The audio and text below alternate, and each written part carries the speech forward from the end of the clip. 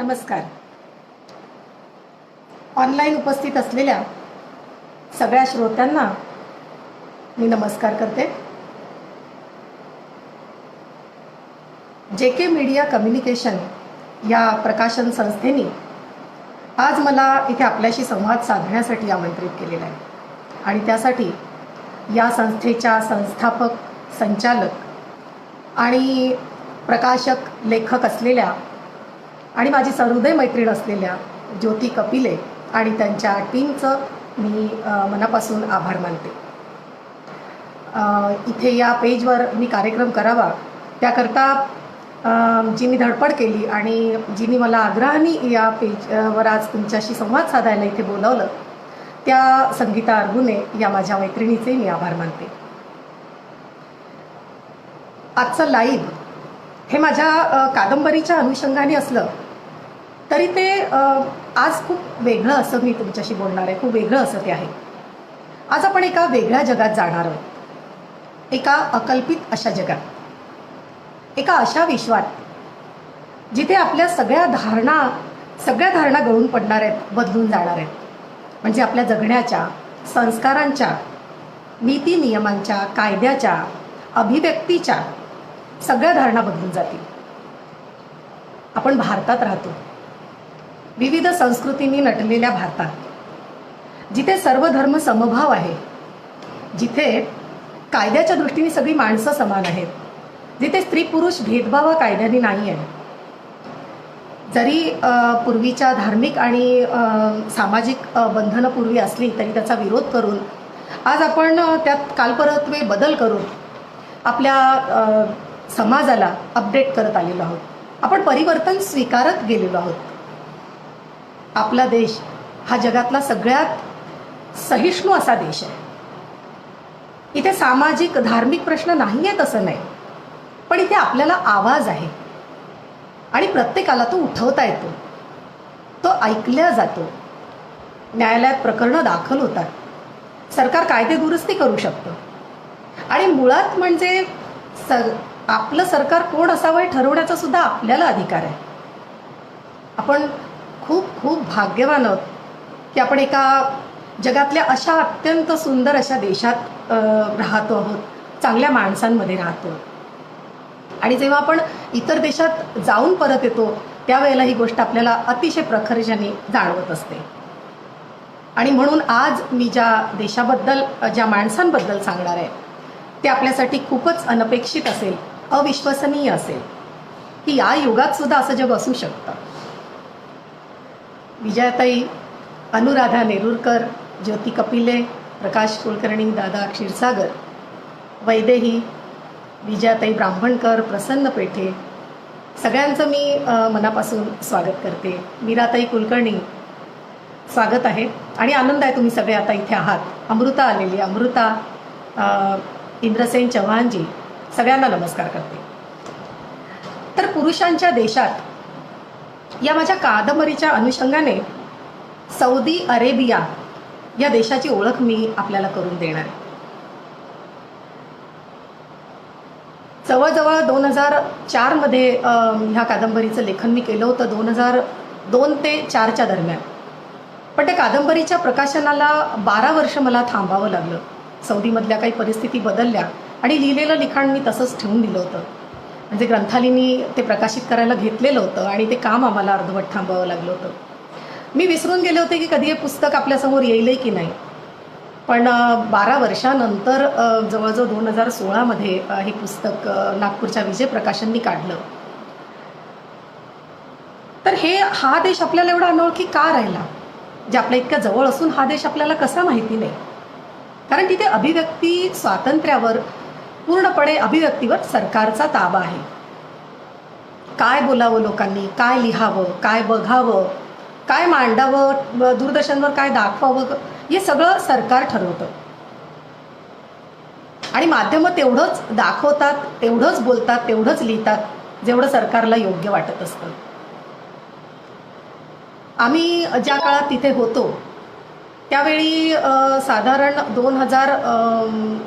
2001-2 ते 2012-13 तर त्यावेळेला तर इतकी म्हणजे तिथे जे मीडिया होतं तिथे आम्ही जेव्हा विमानातून जात होतो सौदी अरेबियाच्या फ्लाईटमधून, त्याच वेळेला आम्हाला पहिल्यांदा जाणवलं की इथे किती बंधन आहेत सगळ्या गोष्टींवर.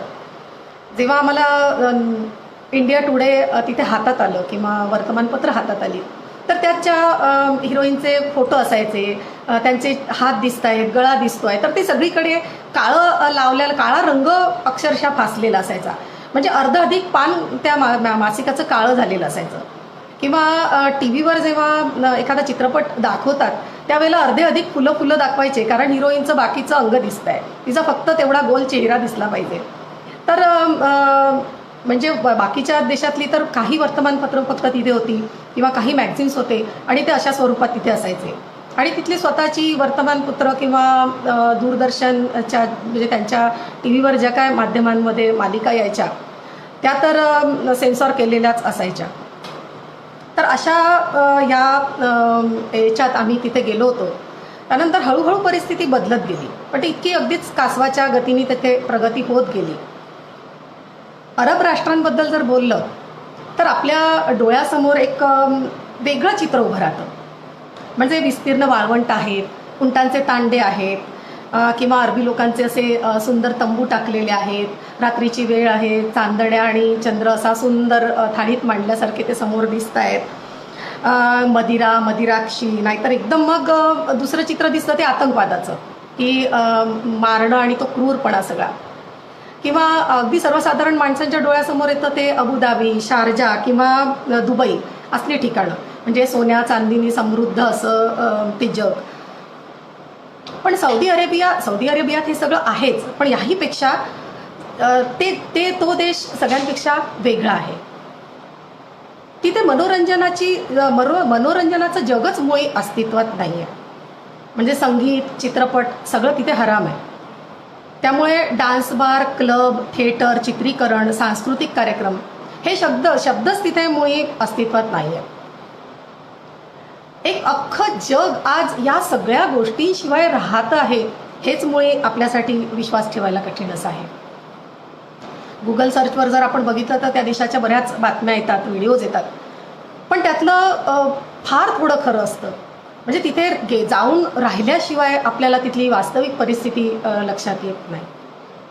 आता जरा तिथे सुधारणा व्हायला सुरुवात झालेली आहे. म्हणजे स्त्रियांना मतदानाचे अधिकार दिल्या गेल्याचं ऐकण्यात आलेलं आहे, की स्थानिक पातळीवर त्यांना मतदानाचे अधिकार दिले आहेत. ड्रायव्हिंगचं लायसन्स त्यांना मिळतं आहे. हे आता कुठे कागदोपत्री आलेलं आहे, पण तोपर्यंत स्त्रीला तसे तिथे काहीही अधिकार नाही आहे. आता सौदी अरेबियाबद्दल सांगायचं झालं तर ते एक मध्य पूर्वेतलं आशियातल्या अरब राष्ट्रांपैकी एक राष्ट्र आहे, मुस्लिम राष्ट्र. गूढतेच्या पडद्याआड कायम असलेलं असं ते राष्ट्र आहे. त्याची ओळखच मुळी बंदिस्त जीवन आणि धार्मिक कट्टरता हे आहे. तिथला इस्लाम मागे याचं कारण असं आहे की तिथल्या इस्लाम मागे वहाबी धर्माची प्रेरणा आहे. आणि म्हणून 6व्या शताब्दीत जेव्हा इस्लामचा जन्म झाला त्यावेळी तयार करण्यात आलेले नियम आणि सिद्धांत तिथे यांचं आजही शब्दशः पालन केलं जातं. आणि कुठलाही बदल तिथे स्वीकारला जात नाही, कोणतंही परिवर्तन तिथे स्वीकारलं जात नाही, मोकळेपणा स्वीकारला जात नाही. तर सांगायचं हे की गुप्ततेत गुरफटलेलं राष्ट्र आत्ता अलीकडे जरा लोकांच्या नजरेत येत आहे. तिथल्या बातम्या आता हळूहळू तिथले भारतीय इथे येऊन सांगायला लागले, त्यामुळे समजायला लागलेले आहेत. कारण अरब राष्ट्रांच्या परिस्थितीबद्दल जर पुस्तकं आपण बघितली तर बेट्टीचं एक नॉट विदाऊट माय डॉटर तुम्ही वाचलं असेल, किंवा डेबोरा एलिसचं ब्रेड विनर आहे, सौजी आहे, नाहीतर एक यमादा म्हणून आहे तिथल्या राजकुमारीने लिहिलेलं. तर ह्या पुस्तकांपेक्षा म्हणजे ह्या तिथे अरब कंट्रीजमध्ये प्रत्येक अरब राष्ट्राची परिस्थिती भिन्न आहे. म्हणजे अफगाणिस्तान वेगळा असेल, पाकिस्तानची टोटली भिन्न असेल आणि सौदी अरबची पण एकदम वेगळी असेल. तर तिथे राहणाऱ्या म्हणजे सौदी अरबबद्दल लिहिल्या जाणारी पुस्तकं फार कमी आहेत. एक बिन लादेनच्या सुनेनी कॅरामिन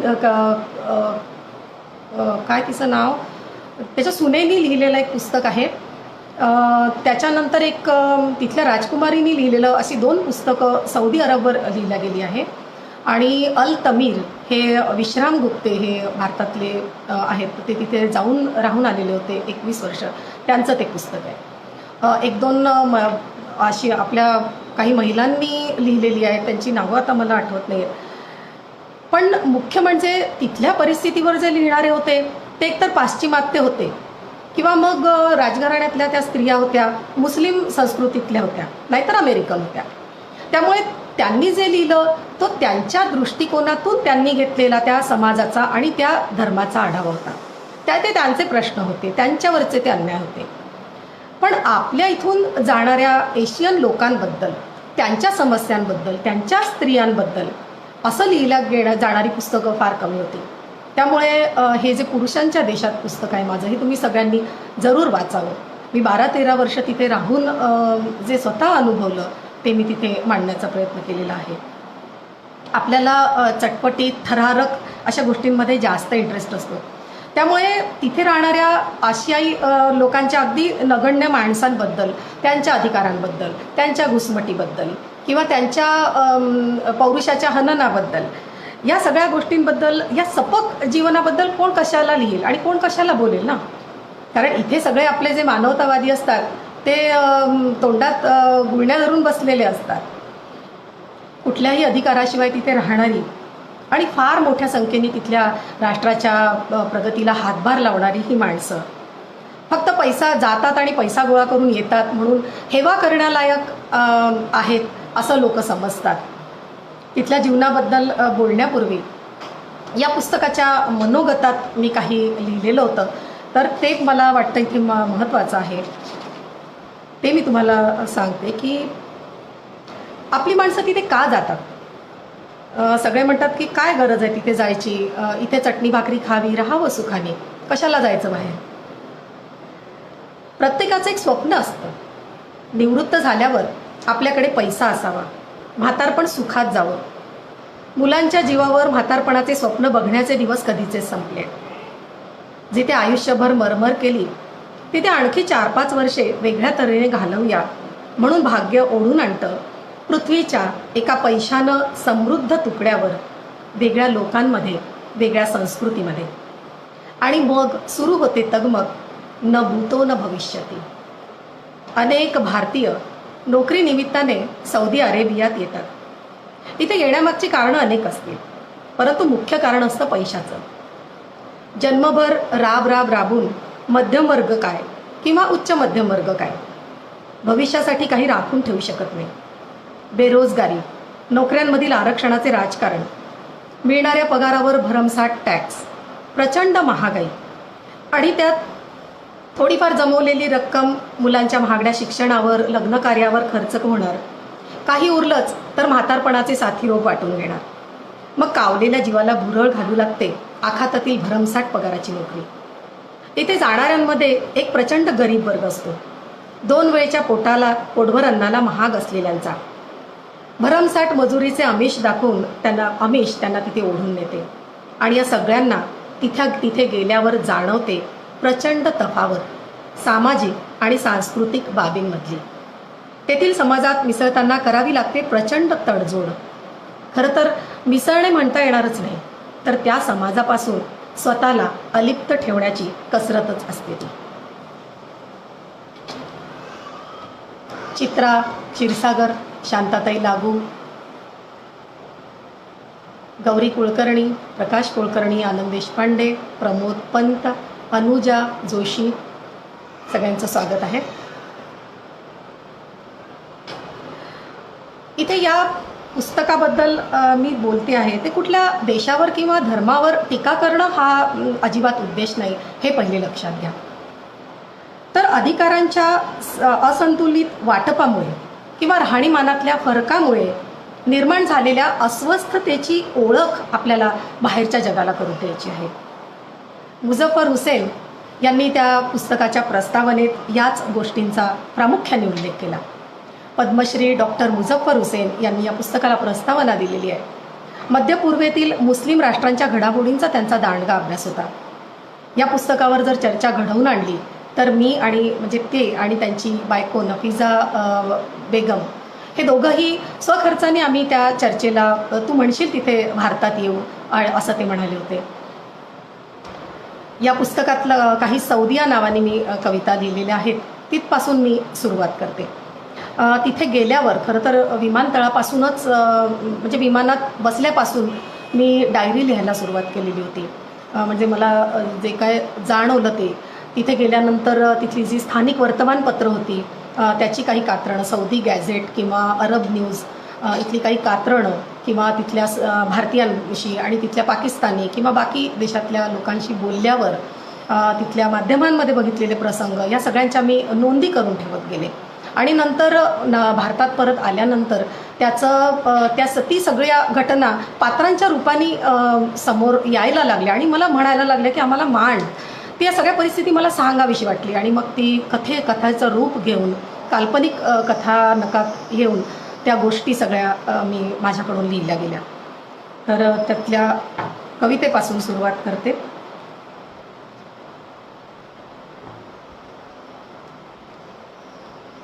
अगदी पहिली कविता जर मी तिथे लिहिली असेल गेल्यावर, वाळवंटात बसून कशाला गाते मी ओलाव्याचे गाणे.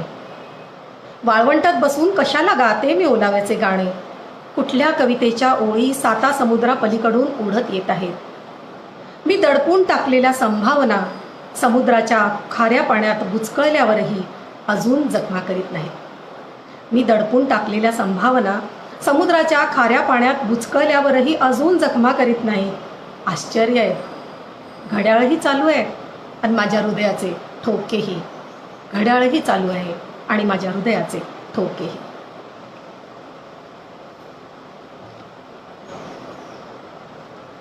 एसीतली प्रेत रात्री बाहेर पडतात. एसीतली प्रेत रात्री बाहेर पडतात. चकाचक दुकानांमधून रात्रीची स्वप्ने विकत घेतात हिऱ्या मोत्यांची किंवा भकाभक परफ्युम्स शिळ्या दिवसावर मारण्यासाठी. खूप सारे खबूस बांधून घेतात. 2-4 टांगा, शीतपेये आणि खूप साऱ्या ढेकरांची सोय. परत आवळला अभया नाकातोंडावरून आणि 5-6 पोरांच्या मुसक्या मोठ्या ट्रॉली सकट की पांढऱ्या ढगळ अंगरख्याची मोठी गाडी सुरू. तिथे अरुण फडकेजी नमस्कार, बबनगिरी महाराज नमस्कार. तिथल्या एसीत बसलेली थंड शांत आणि प्रतिक्रियाहीन माणसं बघितली की मला स्मशान शांततेची आठवण येते. आपल्या इथे जसं लॉकडाऊनच्या काळात आपण अनुभवलं, अगदी तिथे तसं 24 तास निर्मनुष्य वातावरण असतं. माणसं माणसाला दृष्टीला पडत नाही. आपल्या इथे निदान आपण गॅलऱ्यांमधून खिडक्यांमधून माणसं बघत तरी होतो. तिथे इमारतींची दारं खिडक्या कायमची बंद असतात. घराभोवती मोठाली उंच अशी कंपाऊंड असतात. केवळ माणसं दिसतात ती एसी मॉलमध्ये, हॉस्पिटल्समध्ये किंवा विमानतळावर. आणि तिथेही बुरख्यात नखशिकांत लपेटलेल्या स्त्रिया आणि पांढऱ्या थॉबमध्ये, म्हणजे बायका ज्या बुरखा घालतात त्याला अबाया म्हणतात, आणि पुरुष जो पांढरा पायघोळ अंगरखा घालतात त्याला थॉब म्हणतात, आणि त्याच्यावर ते स्कार्फ गुंडाळतात. त्यावर हेड गिअर्स असतात, म्हणजे त्यांच्या सामाजिक हुद्द्यानुसार त्या काळ्या रिंग लावलेल्या असतात. तिथे डोंगर दऱ्या नसल्याने मैलोन मैल असं सुंदर वाळवंट पसरलेलं आहे. विस्तीर्ण मैदान आहे आणि कंपॉसनी आखल्यासारखे सुंदर असे रस्ते आहेत. स्वच्छ मोकळं आकाश आहे. त्याच्यामुळे चंद्रचांदण्यांचं असं पूर्ण जे सौंदर्य दिसतं ते अगदी आपण जसं गच्चीत झोपल्यावर बघतो तसं ते 24 तास असतं. मायकल बेनावननी त्याच्या पुस्तकात या वाळवंटाचं फार सुंदर वर्णन केलेलं आहे. म्हणजे जे कल्पांताचे तांडे म्हणून जे वाळवंटात मीठ गोळा करायला लोक जातात त्या संदर्भात लिहिताना मैलोन मैल प्रवास करताना त्यांनी फार सुंदर वाळवंटाचं वर्णन केलं. आणि ते खरोखर किती सुंदर असतं हे तिथे गेल्यावर आपल्याला अनुभवायला येतं. खास करून आपण रात्री प्रवास करतो किंवा विमानातून प्रवास करतो तेव्हा जे विमानातून बघितल्यावर असं रांगोळीचे ठिपके मांडावेत तसे ते दिव्यांचे फार सुंदर असे कंपॉसने आखलेले असे दिवे काढलेले असं वाटतं कुणी रांगोळी टाकलेली आहे खाली दिव्यांची. आणि घरं जी असतात ती उष्ण वातावरणामुळे बसकी असतात, छोटी छोटी. म्हणजे मी तिथे मला असं वाटलं की जसं मुंडकं उडवलेली घरं किंवा छोट्या आगपेटीच्या डब्या अशा मोकळ्या मैदानात मांडाव्यात, तसं ते काहीतरी वेगळं दृश्य सकाळच्या वेळेला दिसत असतं. तिथला पोशाखही तिथल्या वातावरणाला साजेसा. म्हणजे तिथे रेतीची वादळं येतात, ऊन असतं, प्रचंड गरम हवा असते. त्यामुळे जे बुरखे आणि पायघोळ अंगरखे तिथे घालतात ती माणसं, तो खरं तर त्यांच्या याला साजेसा असा पोशाख आहे.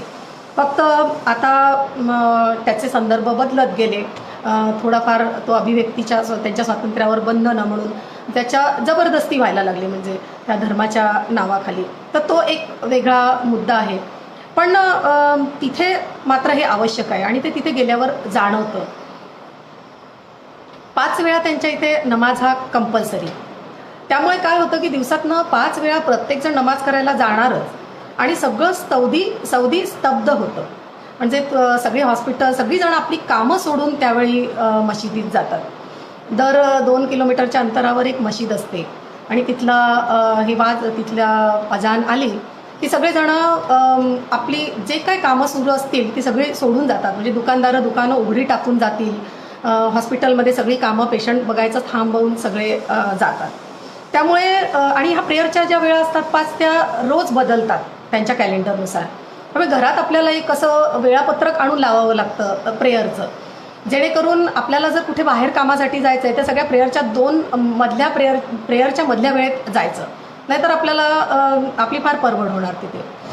तर बरेचदा अशा त्याच्यामुळे गमती पण घडतात की दुकानात आपण गेलो आहे, मॉलमध्ये गेलो, कपडे बघतोय आणि प्रेयरची वेळ झाली. कारण आपण जरी घरून एक प्रेयर संपल्यावर निघालो तर मार्केट हे बरंच दूर. आम्ही बाहेर पॉवर सेक्टरच्या वसाहतीत राहायचो, तर तिथपासून जायला वेळ लागायचा. आणि तिथे गेल्यावर मार्केट बंद व्हायला सुरुवात झाली की हातचं आहे तसं सगळं टाकून बाहेर या, उभे राहा, ते लाईट बंद करून टाकणार आणि ते दुकानदार निघून जाणार. पुष्कळदा दुकानं उघडी टाकून ते जातात, पण कोणीही एकाही वस्तूला हात लावत नाही. कारण तिथे चोरीची शिक्षा म्हणजे सरळ हात कलम करणं. तर एकदा एक गंमत अशी झाली की तिथे मॅकडोनल्ड उघडल्याचं कळलं, म्हणून आम्ही तिथे गेलो. तर आम्ही जाऊन बसलो टेबलवर आणि आमच्या चारी बाजूनी सगळ्या टेबलला चारी बाजूनी पडदे सोडले जातात. म्हणजे तुमच्या टेबलच्या चारी बाजूला तुम्ही पडद्यांच्या एका खोलीत बसता. आम्ही बर्गर आणि आईस्क्रीम मागवलं आणि खायला सुरुवात करतो आहे तेवढ्यात लाईट बंद व्हायला सुरुवात झाली. म्हणजे आता चला निघा, बाहेर व्हा, हा त्यांचा तो सिग्नल. तर कसं तरी ते बर्गर तोंडात कोंबून आम्ही बाहेर येतोय तर समोरची दारं बंद झालेली. मग मागच्या दारांनी कसं तरी आम्ही बाहेर निघालो तोपर्यंत सगळे लाईट बंद झालेले आणि अंधार झालेला. तर हे आत जाणे, बाहेर येणे, हे सतत उघड बंद दिवसभर. म्हणजे कुठे व्यापाराला स्थिरता नाही किंवा काय नाही. अर्थात असं म्हटलं जातं की तिथे त्यांना व्यापाराची पण गरज नाही. ते इतके गडगंज श्रीमंत असतात की त्यांना हे सगळे व्यापार ते मनोरंजनासाठी किंवा वेळ घालवण्यासाठी करतात, असंही आमचे तिथे सगळे भारतीय गमतीने म्हणायचे. आणि मग हा सगळा ताप नको म्हणून प्रत्येकजण रात्री 10 नंतर घराबाहेर पडतो. म्हणजे खरेदीला जायचं असेल तर व्यवस्थित रात्रीचे जेवणं करून 9:30-10 नंतर तुम्ही घरून निघा आणि रात्रभर मग तिथे खरेदी चालते. रात्रभर सौदी जागं असतं. ते ईदेच्या वेळेला तर 2-2, 3-3 वाजेपर्यंत लोक खरेदी करतात आणि येतात. समुद्रावर जायचं असलं तरीसुद्धा रात्री 10 नंतर निघायचं. समुद्राचे बीचेस फार सुंदर त्यांनी डेव्हलप केलेले. तिथे चांगले वॉकवे केलेले, मोठमोठे लॉन, समुद्र म्हणजे सीवरचं जे पाणी असतं, सिवरेज वॉटर, त्याला शुद्ध करून त्याच्यावर त्यांनी हिरवेगार लॉन उभारले आणि लाईट भरपूर. तिथे टेंट टाकलेले असायचे आणि मग सौदी लोक मोठमोठे गालीचे आणि खाण्यापिण्याच्या बास्केट घेऊन ते गालीचे टाकून तिथे बसून राहायचे रात्रभर किंवा टेंटमध्ये. तिथे समोर फायरवर स्वयंपाक करा तुम्ही, असं तऱ्हेने रात्रभर तिथे छान झगमगाट असतो. मुलं रात्री गॅलरीत खेळत असतात, सायकली चालवत असतात गॅलऱ्यांमध्ये किंवा खेळत असतात. आणि पहाटे 4ची त्यांची जी सलाह आहे ती आटोपली की मग सगळं सौदी झोपेला जातं आणि पहाटेच्या वेळेला सगळं सौदी झोपेत असतं. आता त्याच्याही बऱ्याचशा गमती आमच्या तिथल्या भारतीय मैत्रिणी सांगतात की तिथे ज्या शाळेत शिक्षिका आहेत, काही माझ्या मैत्रिणी तिथे शाळेत शिक्षिका होत्या, किंवा पाकिस्तानी ज्या प्रिन्सिपल होत्या त्यांच्याशी आमची एका भारत पाक पार्टीमध्ये ओळख झाली होती. तर त्यांनी पण अशा ह्या प्रेयर टाईमच्या याच्यामुळेच झालेल्या गमती सांगितल्या की सकाळी सकाळी मुलं झोपतात, त्यामुळे शाळेला ती येतच नाही. बहुतेक वेळा मुलं शाळेत यायला कंटाळा करतात किंवा खूपदा ॲब्सेंट असतात. आणि मग त्याच्यासाठी घरी फोन करावा तर पालक स्वतः झोपलेले, आणि त्यातही कधी जर पालकांशी भेटगाठ झाली तर पालक म्हणतात की क्या करेगा अभी सुबह सुबह की प्रेयर करके सोया बच्चा तो स्कूल कब आएगा. तर हे सगळं तिथे शिक्षणाच्या बाबतीत इतकी ती लोक गंभीर असतात. तिथल्या शाळा जी आहेत, अमेरिकन स्कूल मध्ये तिथे चांगलं दर्जेदार शिक्षण जर मिळत असेल तर ते तिथं मिळतं. पण तिथे सौदी मुलं येत नाहीत, कारण सौदींच्या शाळा पूर्णपणे वेगळ्या असतात. ती मुलं कोणाच्याच संपर्कात ते येऊ देत नाहीत, तिथेच ती मुलं शिकतात. आपल्यासारख्यांची जर मुलं असतील, उच्च शिक्षित घरातली मुलं असतील, तर त्यांना अमेरिकन स्कूलमधली इतकी जास्त ती भरमसाठ फी असते की अगदी मुलांना चांगलं शिक्षण मिळावं म्हणून काटकसर करून आपण तिथे टाकायला लागतो. इतकी प्रचंड डॉलर्समध्ये फी असते. नाहीतर मग भारत पाकिस्तानच्या किंवा बाकी बांगलादेशी आहे, श्रीलंकन, या सगळ्या फिलिपिन्स आहेत, या सगळ्या मुलांसाठी तिथे काही शाळा असतात. तर तिथे माझ्या मैत्रिणी शिकवत होत्या. तर त्या शिक्षणाच्या बाबतीतल्याही गमती सांगतात की इतिहास शिकवणूक तिथे किती कठीण आहे. तिथे जर शिकवायचं झालं तर फाळणीपूर्वीचाच इतिहास शिकवायचा, कारण फाळणीनंतरचा भारत पाकिस्तानचा शिकवला की सगळीकडे वाद होणार. कारण आपण एखादा जर निबंधाला विषय दिला की तुम्ही गांधींवर लिहा, तर पाकिस्तानी पालक भांडायला येतात की आमची मुलं नाही गांधींवर लिहिणार, ती जिनांवर लिहितील. आणि मग म्हणायचं की ठीक आहे, तू याच्यावर लिही, तू त्याच्यावर लिही. आणि म्हणजे प्रश्नपत्रिकेत प्रश्न कुठलाही असो, ते जे उत्तरं लिहितील तीच तुम्ही तपासायची आणि त्यालाच तुम्ही मान्य करायचं, कारण वाद नको आहेत आपल्याला. तसंच जम्मू काश्मीरबद्दल जर लिहायचं झालं तर पाकिस्तानची मुलं म्हणतात की जम्मू काश्मीर आमचा असं ते लिहिणार, आणि भारतातली मुलं आमचा म्हणून लिहिणार. तुम्ही मात्र दोघांनाही बरोबर द्यायचं, कारण शेवटी काय तर शांतता महत्त्वाची, शिक्षणाचं वगैरे नंतर बघता येईल. तर असं हे सौदी, अशा तिथल्या खूप गमती जमती आणि बऱ्याचशा कथा, सुरस कथा म्हणू. अर्थात आम्ही जरी ते हसण्यात खेळण्यात आणि विनोदात नेलं असलं तरी ज्यांची मुलं खरोखर शिकत होती त्यांची तिथे काय खरं तर परिस्थिती असेल तुम्ही समजू शकता. अशा या सौदीचं राजधानीचं ठिकाण रियाध, तिथलं विमानतळ, मागे मी तुम्हाला विमानतळावरील टॉयलेट ही कविता एका कार्यक्रमात ऐकवली होती. फार सुंदर आणि मोठं असं शिंपल्याच्या आकाराचं विमानतळ. तसंच जेद्दा हे तिथलं व्यापारी महत्त्वाचं शहर, जिथे सोन्या चांदीची बाजारपेठ आहे. सोने, हिरे, मोती, खजूर यासाठी ते प्रसिद्ध आहे. कितीतरी प्रकारचे अप्रतिम खजुरांच्या व्हरायटीज तिथे जगभरातल्या उत्तमोत्तम खजूर आपल्याला तिथे चाखायला मिळतं. हे लहानशा खजुरापासून मोठ्या पीसपर्यंत, आणि मग त्यातल्या बिया काढून सीडलेस करून त्याच्यात वेगवेगळी ड्रायफ्रूट स्टफ करून त्याला वरखं लावून सोनेरी, चांदेरी आणि सुंदर डेकोरेशन केलेल्या अशा मिठाया तऱ्हेतऱ्हेच्या तिथे मिळतात. किंवा खजुराचे पल्प आहेत, केशर तिथला प्रसिद्ध आहे, ड्रायफ्रूट्स प्रसिद्ध आहेत. तिथलं परफ्यूम आणि अत्तर ही उत्तम दर्जाची आहे. तर हे असं जेद्दा सगळ्या जगभरातल्या लोकांसाठी असं आकर्षणाचं एक केंद्र आहे की तुम्ही सौदीला गेला तर जेद्दाला जरूर भेट दिल्याशिवाय कोणी जायचं नाही, असं तिथले लोक सांगतात. तिथलं यानबू हे शहर जे औद्योगिक शहर आहे, जिथे आम्ही जवळजवळ 12 वर्ष होतो. माराफिक, आरामको यासारख्या पॉवर कंपन्या किंवा पेट्रोकेमिकल्स कंपन्यांच्या वसाहती तिथे आहेत. सुएझ कालव्याच्या एका बाजूला यानबू आणि एका बाजूला इजिप्त, असं ते सुएझ कालव्याच्या काठाशी, रेड सीच्या काठाशी वसलेलं यानबू शहर. इजिप्तमधून भाज्या, फळं इकडे आयात होतात आणि ती पण खूप उत्तम दर्जाची. तिथली टरबुजं आणि खरबुजं ही प्रचंड मोठी, म्हणजे आपली जी पंपकिन असतात, मोठमोठाली काशी कोळ असतात, म्हणजे जसं आपण ती गोष्ट ऐकतो ना की म्हातारीला ती बसून चल रे भोपळ्या टुणूक टुणूक, तर तसं याच्यातच बसून आपली अख्खी म्हातारी मावेल इतक्या मोठ्या ती आकाराची छानशी अशी टरबुजं खूप चवदार अशी असतात. तिथलं दूध दुभतं पण खूप चांगलं आहे, की जसं घट्ट दूध आणि लबान म्हणजे ताक, घट्ट ताक, योगर्ट हे तिथलं खूप चवदार आणि छान चांगल्या दर्जाचं आहे. नंतर खबूस म्हणून तिथल्या ज्या भाजलेल्या पोळ्या, बेक रोटी म्हणतात, म्हणजे आपल्या भाकरीसारखी पूर्ण पिठाची कणकी कोंड्यासकट अशा त्या खबूस तिथे चांगले मिळतात.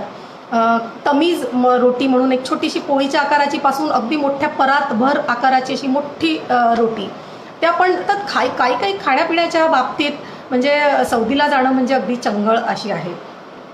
खाण्यापिण्याची चैन म्हणजे सौदी असं म्हणतात. तर जेद्दाच्या जे बीचेस आहेत तिथे जगातलं खूप मोठं असं एक फिश फेस्टिवल होतं. सगळ्या तऱ्हेच्या फिश डिशेस तिथे चाखायला मिळतात.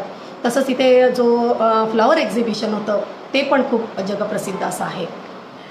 तिथले समुद्रकिनारे अतिशय सुंदर तऱ्हेने डेव्हलप केले आहे. म्हणजे बीचवर जायचं तर आपल्या डोळ्यासमोर मुंबईचे बीच येतात, तसं तिथे दृश्य नाही आहे. कारण ओरिजिनल समुद्राच्या काठाशी आपल्याला जायला मिळत नाही, तर ती समुद्र आतमध्ये वळवून, जसं खाडी असते तशी समुद्र आत वळवून तयार केलेली आर्टिफिशियल बीचेस तिथे असतात. आणि बरेचदा तर राजपुत्रांच्या राजमहालापर्यंत समुद्र आत आणला गेलेला असतो वळवून, आणि सुंदर तो दिसतो तिथे. तिथे अजूनही राजेशाही अस्तित्वात आहे. जवळजवळ एक राजा आणि जवळपास 5,000च्या वर राजपुत्र तिथे आहेत. तर तिथल्या सगळ्या कंपन्यांमध्ये, सगळ्या प्रतिष्ठानांमध्ये, सगळ्या जागी, कुठल्याही जागी मालक असतो तो फक्त हा सौदी राजपुत्र असतो, आणि सौदीच व्यक्ती तिथे मालक असते आणि मोठ्या पदांवर असते. राजा फैजल तिथला पहिला राजा, त्यानंतर राजा खलीद, राजा फहद, त्यानंतर त्यांचे भाऊ राजा किंग अब्दुल्ला, आणि आताचा राजा सलमान बिन अब्दुल अजीज.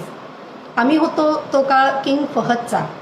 तो फार कट्टर असा धार्मिक कट्टरतेच्या बाबतीत फार तिथे त्या वेळेला बंधनं होती. अब्दुल्लाच्या काळात त्यांनी बरंचसं बंधनं शिथिल केली, आणि आता परत सलमान बिन अब्दुल अजीज आल्यानंतर पुन्हा ती आवळल्या गेली. म्हणजे असं काही नसतं की आता तिथे बंधनं शिथिल झाली म्हणजे आता ते सौदी पुढे चाललंय वगैरे, असं काही सांगता येत नाही. कारण पुन्हा कुठला राजा येईल त्याच्या मर्जीप्रमाणे ते सगळं चाललेलं असतं. आम्ही किंग फहदच्या काळात तिथे होतो. त्यांचा उल्लेख एका कवितेत आहे, ती कविता मी आता घेईल.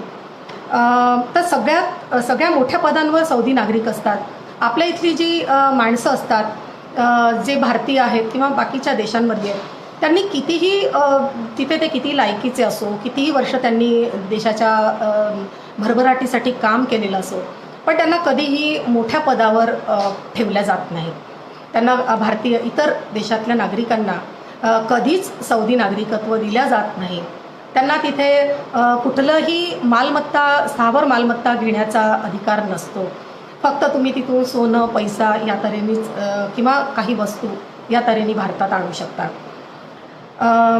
त्यांना कायम सौदींचं सबऑर्डिनेट म्हणूनच काम करावं लागतं. मग सौदीचा सबऑर्डिनेट कितीही मूर्ख आणि मख्ख माणूस असला तरी तो केवळ सौदी आहे म्हणून तो तुमच्या वरच्या पदावर राहील, हे तिथे सरळ सरळ गणित असतं. म्हणजे तिथल्या विश्वाचं भागच असे केले असतात की सौदी, नॉन सौदी, मुस्लिम, नॉन मुस्लिम, ही तिथली सरळ सरळ व्यवस्था आहे. तुम्हाला पटत असेल तर तिथे जा, आणि नसेल पटत तर येऊ नका, इतकं सगळं त्यांचं साधं गणित. तुम्ही किती वर्ष काम करा, तुम्हाला परत जावंच लागणार आहे. तिथे तुम्हाला राहण्याचा अधिकार नाही. तुम्ही कायम परके असता तिथे. अर्थात तिथली असहिष्णू परिस्थिती आणि तिथले जाचक कायदे तिथे कुणालाही म्हणजे कायम जास्त काळ तिथे राहूच देत नाही, हा भाग वेगळा. तिथल्या भारतीयांना ट्रॅव्हल विजा मिळत नाही. म्हणजे हे एक महत्त्वाचं गोष्ट तुम्ही लक्षात घ्या की आपल्या म्हणजे फार कमी देशातल्या लोकांना आजकाल ट्रॅव्हल व्हिसा मिळतो, पण ते पण पाश्चिमात्य देशातल्या लोकांना, भारत, पाकिस्तान, नेपाळ, श्रीलंका, कोणीही लोकांना तिथे फिरण्यासाठी सौदीत जाता येत नाही. तुम्ही फक्त कामासाठी जाऊ शकता वर्क व्हिसावर, आणि ते पण तिथे गेल्यानंतर ते तुमचं ओळखपत्र जमा करून तुम्हाला सौदी ओळखपत्र देतात, तुमचा पासपोर्ट जमा करून. त्यातसुद्धा भेदभाव असतो. म्हणजे तिथे तुमच्या धर्माप्रमाणे त्याचे रंग असतात. हिरव्या रंगाचा आहे की लाल रंगाचा असेल तो अमेरिकन आहे, हिरवा मुस्लिम आहे, काळा म्हणजे भारतीय आहे किंवा हिंदू आहे. म्हणजे तिथेसुद्धा ते भेदाभेद करतात. ज्याला त्या ओळखपत्राला इकामा म्हटलं जातं. म्हणजे आजकाल त्याचं नाव मुकीम असं त्यांनी केलेलं आहे. तर आता तिथे जेव्हा ट्रॅव्हल विजा तिथे मिळत नाही, फक्त हज यात्रेकरूंना तो काही काळासाठी मिळतो. आता हज यात्रेकरूंना परवानगी कोणाला आहे, तर फक्त मुस्लिम लोकांना हज यात्रेला जाता येतं. म्हणजेच काय, तर हिंदूंना तिथे कधीही त्या भूमीवर जाण्यासाठी विजा मिळत नाही, इन केस काम करायला जायचं असेल तरच. ही गोष्ट आपल्या इथल्या सगळ्या सेक्युलरवाद्यांनी लक्षात घ्यायला हवी आहे. मुस्लिमांसाठी जे मक्का हे ठिकाण आहे ते जेद्दा आणि यानबूच्या मध्ये रस्त्यावर पडतं. म्हणजे तिथून 5 किलोमीटरचा रस्ता मक्केकडे जाणारा पूर्णपणे वेगळा काढलेला असतो आणि तिथे पाटी लावलेली असते की तिथे नॉन मुस्लिम लोकांना त्या रस्त्यावर पाऊलसुद्धा टाकता येत नाही. त्यांच्यासाठी तिथपासून ती वाट बंद होते. म्हणजे आपण त्यांच्या धार्मिक स्थळाकडे जाणाऱ्या वाटेवर सुद्धा हिंदू पाऊल ठेवू शकत नाही. जगभरातला कुठलाही हिंदू किंवा ख्रिश्चन म्हणजे नॉन मुस्लिम, ही तिथली परिस्थिती आहे. आणि आपल्या इथल्या सेक्युलरवाद्यांना हे ठाऊक आहे की नाही मला माहीत नाही, आणि ठाऊक असेल तर यावर ते कधीच का बोलत नाही, हा एक खूप मोठा प्रश्न आहे. तर या संदर्भातला एक पुस्तकातला एक कविता आणि थोडंसं काही उतारा मी घेते. आता दुपारी तापलेलं आहे, 54 असावं टेम्परेचर, 54 असावं तापमान. इथे दर 2-4 दिवसाला तापमान एकदम बदलतं. जागरणानं डोकं जड झालंय, विचार थांबायला तयार नाही.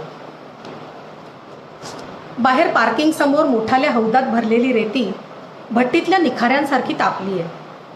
सायंकाळी तिथे मुलं खेळत असतील. मोठाल्या रस्त्यांच्या मधोमध असलेली खजुरांची झाडंही निसर्गाच्या बदलाची वाट बघत आपलं खजुरांनी लदबदलेलं रूप आठवीत ध्यानस्थ उभी आहे. ऋतूंमध्ये आपल्या इथल्यासारखा झपाटलेला बदल होणार नसला तरी इथल्या निर्मनुष्य रस्त्यांना झालेला थोडासा बदलही नक्कीच जाणवत असेल.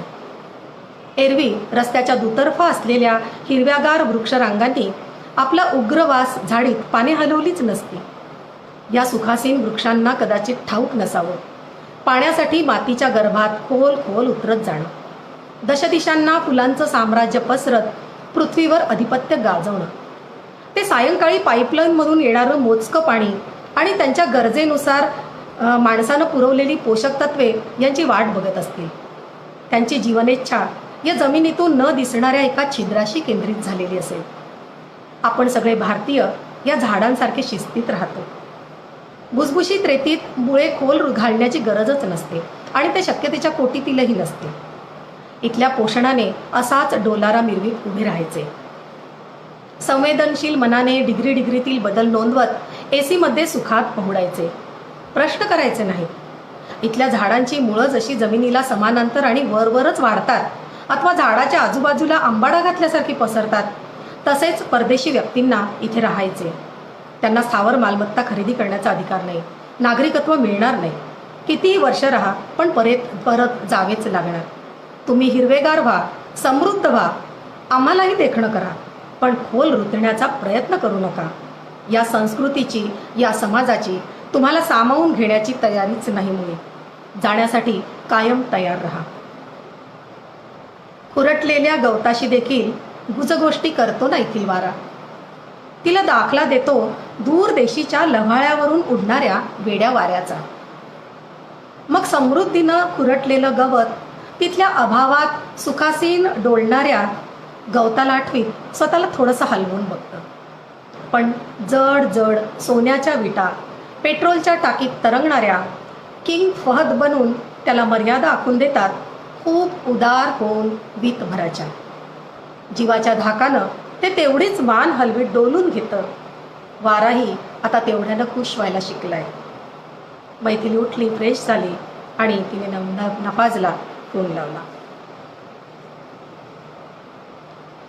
तिथे वाळवंट असलं तरी त्यांनी झाडं लावून बरीच कृत्रिम हिरवळ तिथे निर्माण केलेली आहे. समुद्राचं पाणी डिसॅलरेशन करून गोड केलं जातं आणि ते पिण्यालायक बनवलं जातं. त्याच पाण्यापासून वीज निर्माण होते. म्हणजे वाळवंटात असूनही तिथे 24 तास मुबलक शुद्ध पाणी आणि भरपूर अगदी स्वस्त वीज उपलब्ध असते. अरब राष्ट्रातील लोकांचं जीवन आपल्याला माहिती आहे की ते वाळवंटात भटक्या टोळींच्या रूपाने होतं. खनिज तेलाचे साठे आढळल्यानंतर त्यांच्या भौतिक जीवन त्यांचं पूर्णपणे बदलून गेलं. म्हणजे अमेरिकेने त्यांना इन्फ्रास्ट्रक्चर डेव्हलपमेंट करून दिली, मोठाले रस्ते बांधले, सुंदर इमारती बांधल्या, भव्य इमारती, भव्य मॉल्स बांधले, पूल बांधले,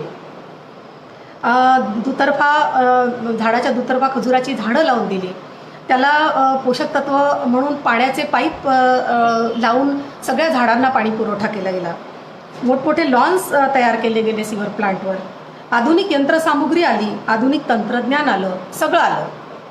मात्र त्यांची मानसिकता काही बदलली नाही. ती राहिली 17व्या शतकातली, किंबहुना त्याच्याही आधीच्या काळातल्या सारखी. म्हणजे भौतिक प्रगती सोडली तर सौदी अजूनही 17व्या शतकात किंवा त्याही आधीच्या शतकात राहतो आहे. पैसा भरपूर असल्याने परदेशी बौद्धिकता वापरण्याकडे त्यांचा कल राहिला. त्यामुळे त्यांनी शिक्षणाकडे फार लक्ष दिलं नाही की काय करायचं शिकून, नोकरीच करायची आहे ना, आणि नोकर होणं त्यांना आवडत नाही, ते सगळे मालक असतात. त्यामुळे नोकर बाहेरून बोलवायचे, बाहेरच्या देशातून माणसं बोलवायची आणि कामं करून घ्यायची आपली. त्यामुळे $300 बिलियन पेक्षा अधिक वार्षिक उत्पन्न असलेल्या सौदीत सुद्धा आजकाल बेरोजगारी व्हायला लागली. कारण मुलं भरमसाठ मुलं जन्म घेतात आणि कुठलंही ध्येय नसल्यासारखी टिंगलटवाळ्या करत फिरत असतात. त्यामुळे आता त्यांना ती परिस्थिती जाणवायला लागली की आता थोडं त्यांना ते चटके जाणवायला लागले आणि त्यांनी आता थोडं शिक्षणाला मोटिवेट करायला सुरुवात केली. मोठमोठ्या युनिव्हर्सिटीज उभारल्या आणि त्यांना आता कुठे तिथे सौदीयायझेशन म्हणजे नोकरीत सौदींसाठी रिझर्वेशन असं सुरू केलं. आता गंमत बघा की तिथे मोठा पैसा आहे, त्यामुळे इतक्या भव्य विद्यापीठं उभारल्या जातात. आमच्या घराच्या मागच्या बाजूला जवळजवळ 8-10 एकरमध्ये प्रचंड मोठं, म्हणजे आपली एखादी मोठी युनिव्हर्सिटी असावी तशी तिथे शाळेची इमारत, काचेची भव्य. आम्हाला वाटलं इथे काय विद्यापीठ निर्माण होते की काय. मग कळलं की ती फक्त हायस्कूलची शाळा आहे. तिथे शिक्षकांची भरती झाली, सुरू झाली शाळा आणि विद्यार्थी अजून ॲडमिशन व्हायच्याच आहेत. म्हणजे विद्यार्थी नाहीत पण मोठ्याल्या इमारती आणि सगळ्या सोयी आहेत. आणि आपल्या इथे विद्यार्थी आहेत तर त्यांना बसायला साध्या छत नाही, इतकी तफावत सगळ्या बाबतींमध्ये. त्यांचं शिकणं हे उर्वरित जगासाठी खूप महत्त्वाचं आहे. म्हणजे आपण प्रार्थना करूया की तिथे शिक्षण लवकरात लवकर सगळ्यांनी घेऊन. कारण काय असतं की शिक्षणाने दृष्टिकोन विशाल होतो, आपल्या परिघाबाहेर बघण्याची आणि आपल्या परिघाबाहेरील अस्तित्वाची उपलब्धी स्वीकारण्याची मनाची तयारी होते आणि त्यामुळे आतंकवाद कमी होतो. म्हणजे शिकले सवरलेला माणूस सहसा कट्टरतेकडे जात नाही. शेवटी स्वतःला आवडणाऱ्या रूढींमधून आपल्याला स्वतःलाच बाहेर काढायला लागतं. म्हणजे असं नाही होणार की आम्ही दारं बंद करून बसलो आणि तुम्ही येऊन आमची प्रगती करून द्या, असं होत नसतं. बरं, ही जी परदेशातली माणसं तिथे जातात, जी त्यांच्या प्रगतीत हातभार लावतात, त्यांच्या सुरक्षेसाठी काही केलं जातं का? तर त्यांच्या सुरक्षेसाठी काहीही केलं जात नाही. म्हणजे भारतीय एम्बसी जी तिथे आहे ती त्या काळात तरी अजिबात पॉवरफुल नव्हती आणि आपल्या माणसांच्या सुरक्षेसाठी ती अजिबात कार्यरत नव्हती. त्यामुळे आपल्या इथे लोकांना फार तिथे सफर व्हावं लागलं. आज तिथली काय परिस्थिती आहे मला माहीत नाही. जवळजवळ गेल्या 8-10 वर्षांपासून मी तिथे गेलेली नाही. आणि झाली असेल तरी पण तिथे ज्या तऱ्हेने प्रगती होते त्यामुळे आपण बरंच बरं आहे असं समजायला हरकत नाही आहे. आपण जेव्हा वेगवेगळ्या साईट्सवर बघतो किंवा त्यांच्या बातम्या ऐकतो त्यावेळेला सगळं अलबेल कागदोपत्री असल्याचं दाखवलं जातं, पण वास्तविक परिस्थिती ती तशी तिथली नाही आहे. विमानतळावर तिथे जाणारा 2 तऱ्हेचा वर्ग आहे. एक म्हणजे अतिशय उच्च विद्याविभूषित जे डॉक्टर्स आहेत, इंजिनियर्स आहेत, ते तिथे कामं करायला किंवा मोठ्या पदांवर माणसं जातात, पेट्रोकेमिकल्स कंपन्यांमध्ये जातात, तर ती आहेत. किंवा एकदम चतुर्थवर्गीय कर्मचारी आहेत, म्हणजे जे मॉल्समध्ये असतात, दुकानांमध्ये असतात, जे विमानतळावर असतात किंवा हॉस्पिटल्समध्ये असतात, तो स्टाफ आहे, नर्सेस आहेत किंवा वॉर्ड बॉईज आहेत किंवा विमानतळ टॉयलेट साफ करणारे किंवा सफाई करणारे कर्मचारी आहेत. तर ही सगळी माणसं बहुतेक आपल्या इथली नेपाळमधली किंवा श्रीलंकेमधली किंवा बांगलादेशातली अशी किंवा पाकिस्तानातली अगदी कमी पगारात तिथे आणल्या जातात म्हणजे काय तर तिथे फसवून नेल्या जातात. तिथल्या पगारांच्या अमिष, तिथलं रियाल जो त्यावेळेला 13 रुपये ला आपली किंमत असेल 13 रुपयाचा तिथला रियाल, तर रियालमध्ये पैसा मिळतो किंवा तुम्ही डॉलरमध्ये तो पाठवू शकता. तर दिसायला पैसा खूप असतो पण या मजूर लोकांसाठी थोडाफारही दिलं तरी इथल्या कैक पट तो असतो. त्यामुळे ते तिथे एखादी कंपनी त्यांना स्पॉन्सर करून पाठवते. आणि तिथे गेल्यानंतर त्यांच्याशी काय होतं तर त्यांची सगळे पासपोर्ट जमा करून ठेवल्या जातात. आणि त्यानंतर त्यांना त्यांचं पासपोर्ट जमा केल्यानंतर ही माणसं पूर्ण त्यांच्या ताब्यात जातात. त्यांना तो देश सोडता येत नाही. आणि मग त्यांच्याकडून कैक तासन तास काम करून घेतलं जातं.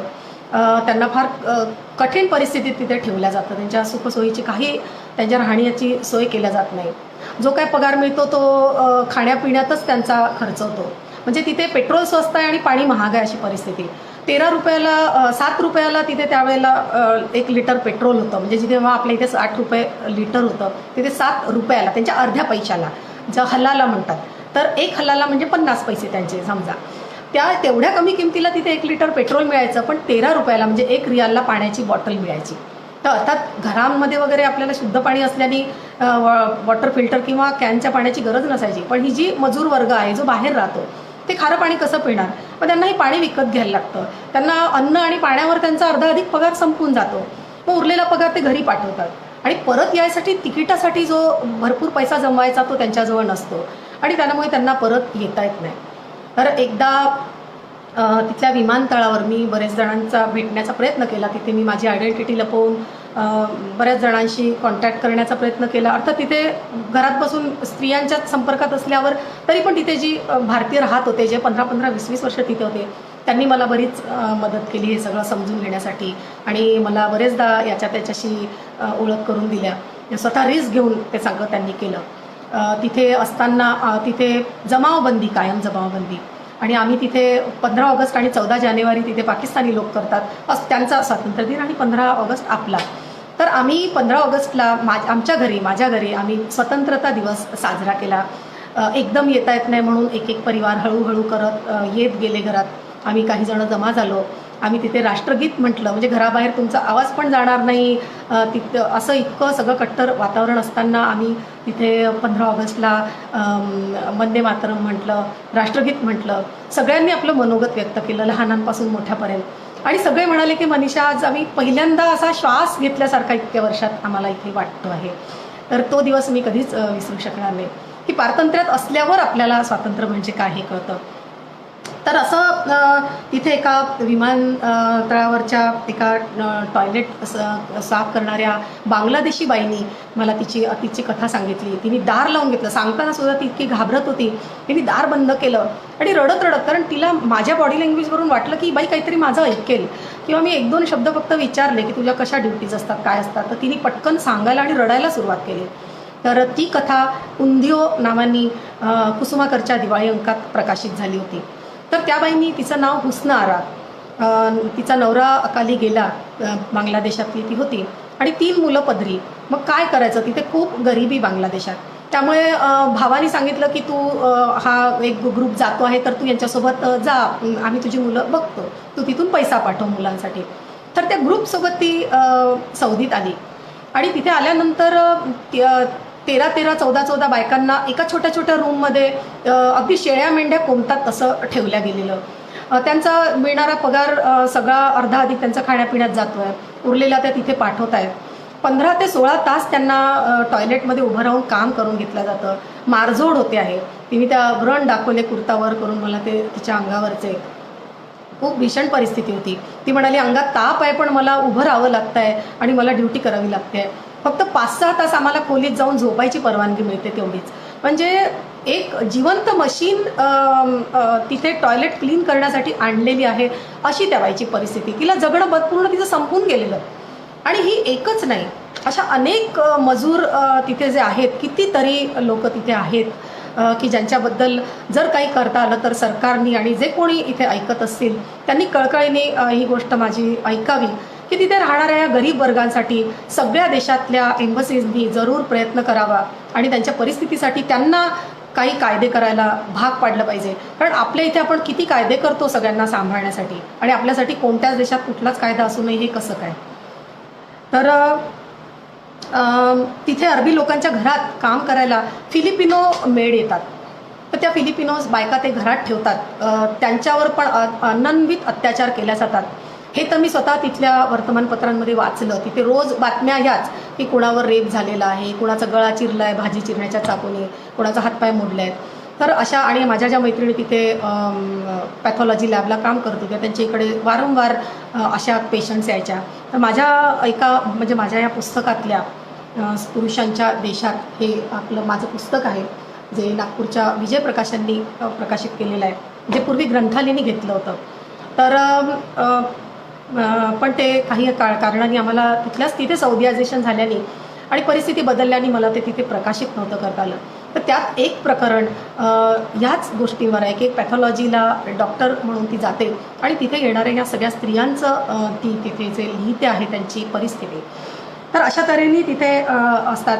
मॉलमध्ये जी माणसं काम करतात ते तिथे जर कोणाशी भांडण झालं, सौदी माणसं ते अरेरावीनी राहतात कारण ते यांना काही समजत नाही.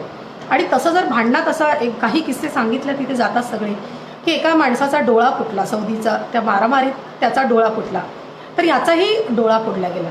जर कोणाचा हातपाय मोडला तर यांचाही मोडला जातो. जर कोणाचा जीव गेला तर इकडे पण जीव घेतला जातो. म्हणजे बरोबरीला बरोबरी असा तिथला कायदा असतो. जर ॲक्सिडेंट झाला, म्हणजे तिथे गाडी चालवताना सुद्धा खूप सावध राहावं लागतं, कारण जर ॲक्सिडेंट झाला त्या ॲक्सिडेंटमध्ये समोरच्याचं काही झालं तर तुम्हाला सुद्धा त्याच शिक्षेला आणि तशाच गोष्टीला समोर जावं लागतं. आणि सौदी असतील, समजा दोघंही सौदीच आहेत, तर मग त्यांच्यात सेटलमेंट होतं पैशाची देवाणघेवाण करून. जर दुसऱ्या पार्टीनी सांगितलं की ठीक आहे ब्लड मनी म्हणून तिथे पैसा दिला जातो की आम्ही जर हा मोबदला देतो आहे तो तुम्हाला मान्य असेल तर मग ते प्रकरण सेटल केलं जातं. तर अशा तऱ्हेचं हे आहे. म्हणजे अशा सगळ्या कायद्यांमुळे तिथे जाणारा परदेशी माणूस कायम दहशतीत राहतो. तो कुठलेच त्याला हक्क नसल्यामुळे हक्कासाठी बोलण्याचा किंवा आवाज काढण्याचा प्रश्नच नसतो. त्यामुळे तुम्हाला जायचं आहे तर तुम्ही तुमच्या जबाबदारीवर जा आणि तुम्ही वापस आले तर तुम्ही नशीबवान. तर इथे जाण्या येण्यात अनेक परिवार तुटतात, विखुरतात आणि प्रत्येकाला काही ना काही किंमत तिथे मोजावीच लागते. कोणीच ठामपणे सांगू शकत नाही की आम्ही काहीच किंमत दिली नाही. आणि लोकांना मात्र इथे त्यांनी आणलेलं ऐश्वर्य दिसतं, त्यांचं घर दिसतं, दार दिसतं, पण त्यांनी किती स्वातंत्र्याचं दमन केलेलं आहे तिथे राहून, कशा तऱ्हेने ते राहिलेले आहेत हे त्यांनाच ठाऊक असतं. इथली पोरंसोरंसुद्धा भारतीयांना त्रास देतात. म्हणजे भारतीयांच्या घरावर दगडफेक करतील, त्याच्या गाड्यांचे काचं फोडतील. रस्त्यावरची मुलं फिरत असतात त्यांची, ती दिसली की मोठमोठी भारतीय माणसंसुद्धा रस्ता बदलून चालायला लागतात किंवा घरात येऊन दारं बंद करून बसून राहतात. तर कारण त्यांची मानसिकता अशी, म्हणजे तिथली मुलं आपल्या पण मुलांना सतत बदलतात. त्यांची मानसिकताच अशी आहे की तुम्ही आमच्या देशात आलात, तुम्ही आमच्या इथे राहताय, त्यामुळे आम्ही म्हणू तसं तुम्हाला राहायला लागेल. जर चोऱ्या झाल्या, भारतीयांच्या घरात चोऱ्या झाल्या, म्हणजे इतर कुठे चोरी झाली तर हात कलम करणे ही शिक्षा, पण भारतीयाच्या घरात जर चोरी झाली तर ते गुन्हासुद्धा नोंदवून घेत नाही. तिथले पोलीस सरळ म्हणतात की आमचंच आहे आणि आमच्याच माणसांनी घेतलं, मग त्यात काय. म्हणजे इतकं सहज कॅज्युअल सगळं चाललेलं असतं. आता हे त्यांचं लॉजिक असतं. आता तिथली जी बाकीची देशातली परिस्थिती आहे, पण तिथल्या स्त्रियांची परिस्थिती त्याहून भयंकर आहे. स्त्री ही फक्त मुलांना जन्म देण्याची मशीन असं तिथे समजलं जातं. स्त्रीला कुठलेच अधिकार नसतात, ना तिला मतदानाचा अधिकार, ना तिला ड्रायव्हिंगचा, जे आत्ता दिल्या गेल्याचं सांगण्यात येत आहे, तिला कुठलाही अधिकार नाही. ती एकटी घराबाहेर कधीही पडू शकत नाही. तिला बाहेर जायचं असेल तर कायम नवरा सोबत लागणार किंवा मुलगा सोबत लागणार. म्हणजे 7 वर्षाचा वरचा मुलगा मर्द बच्चा म्हणून तिला साथ करतो. तिला बुरखा घालून बाहेर जाता येतं, पण ते फक्त काम असेल तर, आणि ते पण एखाद्या तिचा जो ऑफिशियल मर्द आहे त्याच्यासोबत जाता येतं. नवरा हा स्पॉन्सरर तिचा असतो. ती कायम कोणाच्या तरी कस्टडीत असते. म्हणजे लहान असताना वडिलांची कस्टडी, वडील वारले तर भावाची कस्टडी, लग्न झालं तर नवऱ्याची, आणि नवरा नसेल तर मुलगा मोठा झाल्यावर मुलाची कस्टडी. तर अशा तऱ्हेने तिला कुठलंच स्वातंत्र्य नसतं. सार्वजनिक ठिकाणी महिलांच्या सगळ्या व्यवस्था वेगळ्या. त्यांना त्या हॉटेलमध्ये किंवा हॉस्पिटलमध्ये जातील तर प्रवेशद्वारच वेगळं. स्त्रियांनी दुसऱ्याच दारांनी आतमध्ये जायचं. तिथे कुठलेही पुरुष जाणार नाही. त्यांचे पार्क निराळे, महिला पार्क निर्माण झाला म्हणून तिथे आनंद मनवला जातो. का तर महिलांसाठी एक वेगळा पार्क केलेला आहे. तिथे नवरा, वडील, मुलगा म्हणजे सख्खा मुलगा आणि सख्खा भाऊ हे सोडले तर त्या सौदी स्त्रीचा चेहरा जगातला कुठलाही पुरुष कधीही बघत नाही. फक्त तिच्या नवऱ्याला तो अधिकार आहे, वडिलांना आहे, सख्ख्या भावाला आहे आणि सख्ख्या मुलाला आहे. म्हणजे जर म्हणजे तिथे तिथे एक समानांतर अशी न्यायव्यवस्था चाललेली असते, जिथे त्याला धार्मिक पोलीस व्यवस्था म्हणतात. तर धार्मिक पोलीस जो मुतव्वा नावाने असतो, तो सतत रस्त्यावर गस्त घालत असतो आणि तो बघत असतो की कोण्या बाईनी स्कार्फ घातला नाही का, बुरखा घातला नाही का, ती एकटी कुठे चालली आहे का, अशा तऱ्हेने. आणि त्यांना प्रचंड अधिकार असतात, ते करतील ते. म्हणजे तुम्ही जर पोलिसांच्या ताब्यात गेले तर तुमची कधीही कुठेही बित्तम बातमी मिळत नाही. तुमचं काय झालं हे कधीच जगाला कुठेच कळत नाही. त्यामुळे सगळेजण घाबरून राहतात. तिथलं जीवन कायम नवऱ्याच्या मर्जीवर, म्हणजे नवरा म्हणेल ते त्यांना करावं लागतं. आणि नवऱ्यानी किती लग्न करण्याचा त्याला अधिकार असल्यामुळे बायका कायम घाबरून असतात, असुरक्षेच्या भावनेत असतात. पण नवऱ्याने दुसरं लग्न करू नये म्हणून असं सांगितलं जातं की त्या खूप पैसा खर्च करतात, कारण त्याला मेहेर द्यावी लागते खूप, म्हणून मग तो दुसरं लग्न करायला त्याचा जो पैसाच त्या जमू देत नाहीत. मग त्या खूप दागिने घेतात, कपडे घेतात, कारण मुस्लिम माणसाला बायकोला ह्या गोष्टी घ्यायला मनाई करता येत नाही असं काहीतरी सांगितलं जातं. तर म्हणजे मला खरं माहीत नाही या धर्माबद्दल, पण ह्या गोष्टी तिथे बोलल्या जातात की त्यामुळे ती सतत घरातलं फर्निचर बदलेल, त्यातले गालीचे बदलेल, आणि ते अक्षरशः घराच्या बाहेर टाकलेले असतात चांगल्या चांगल्या फर्निचर, आणि की ज्यांना यायचं त्यांनी घेऊन जा गरीब लोकांनी, आणि हे दर 6 महिन्याला ते बदलवतात. तर अशा तऱ्हेने ती बाई, म्हणजे आपलं एक कुटुंब आहे, कुटुंबाची म्हणजे नवरा बायकोची एक निष्ठा आहे, नात्यांची निष्ठा आहे, की परिवार आहे, मुलं आहे, त्यांचं भविष्य आहे, त्यासाठी काही जमवणं, ही कुठलीच तिथे गोष्ट अस्तित्वातच नाही.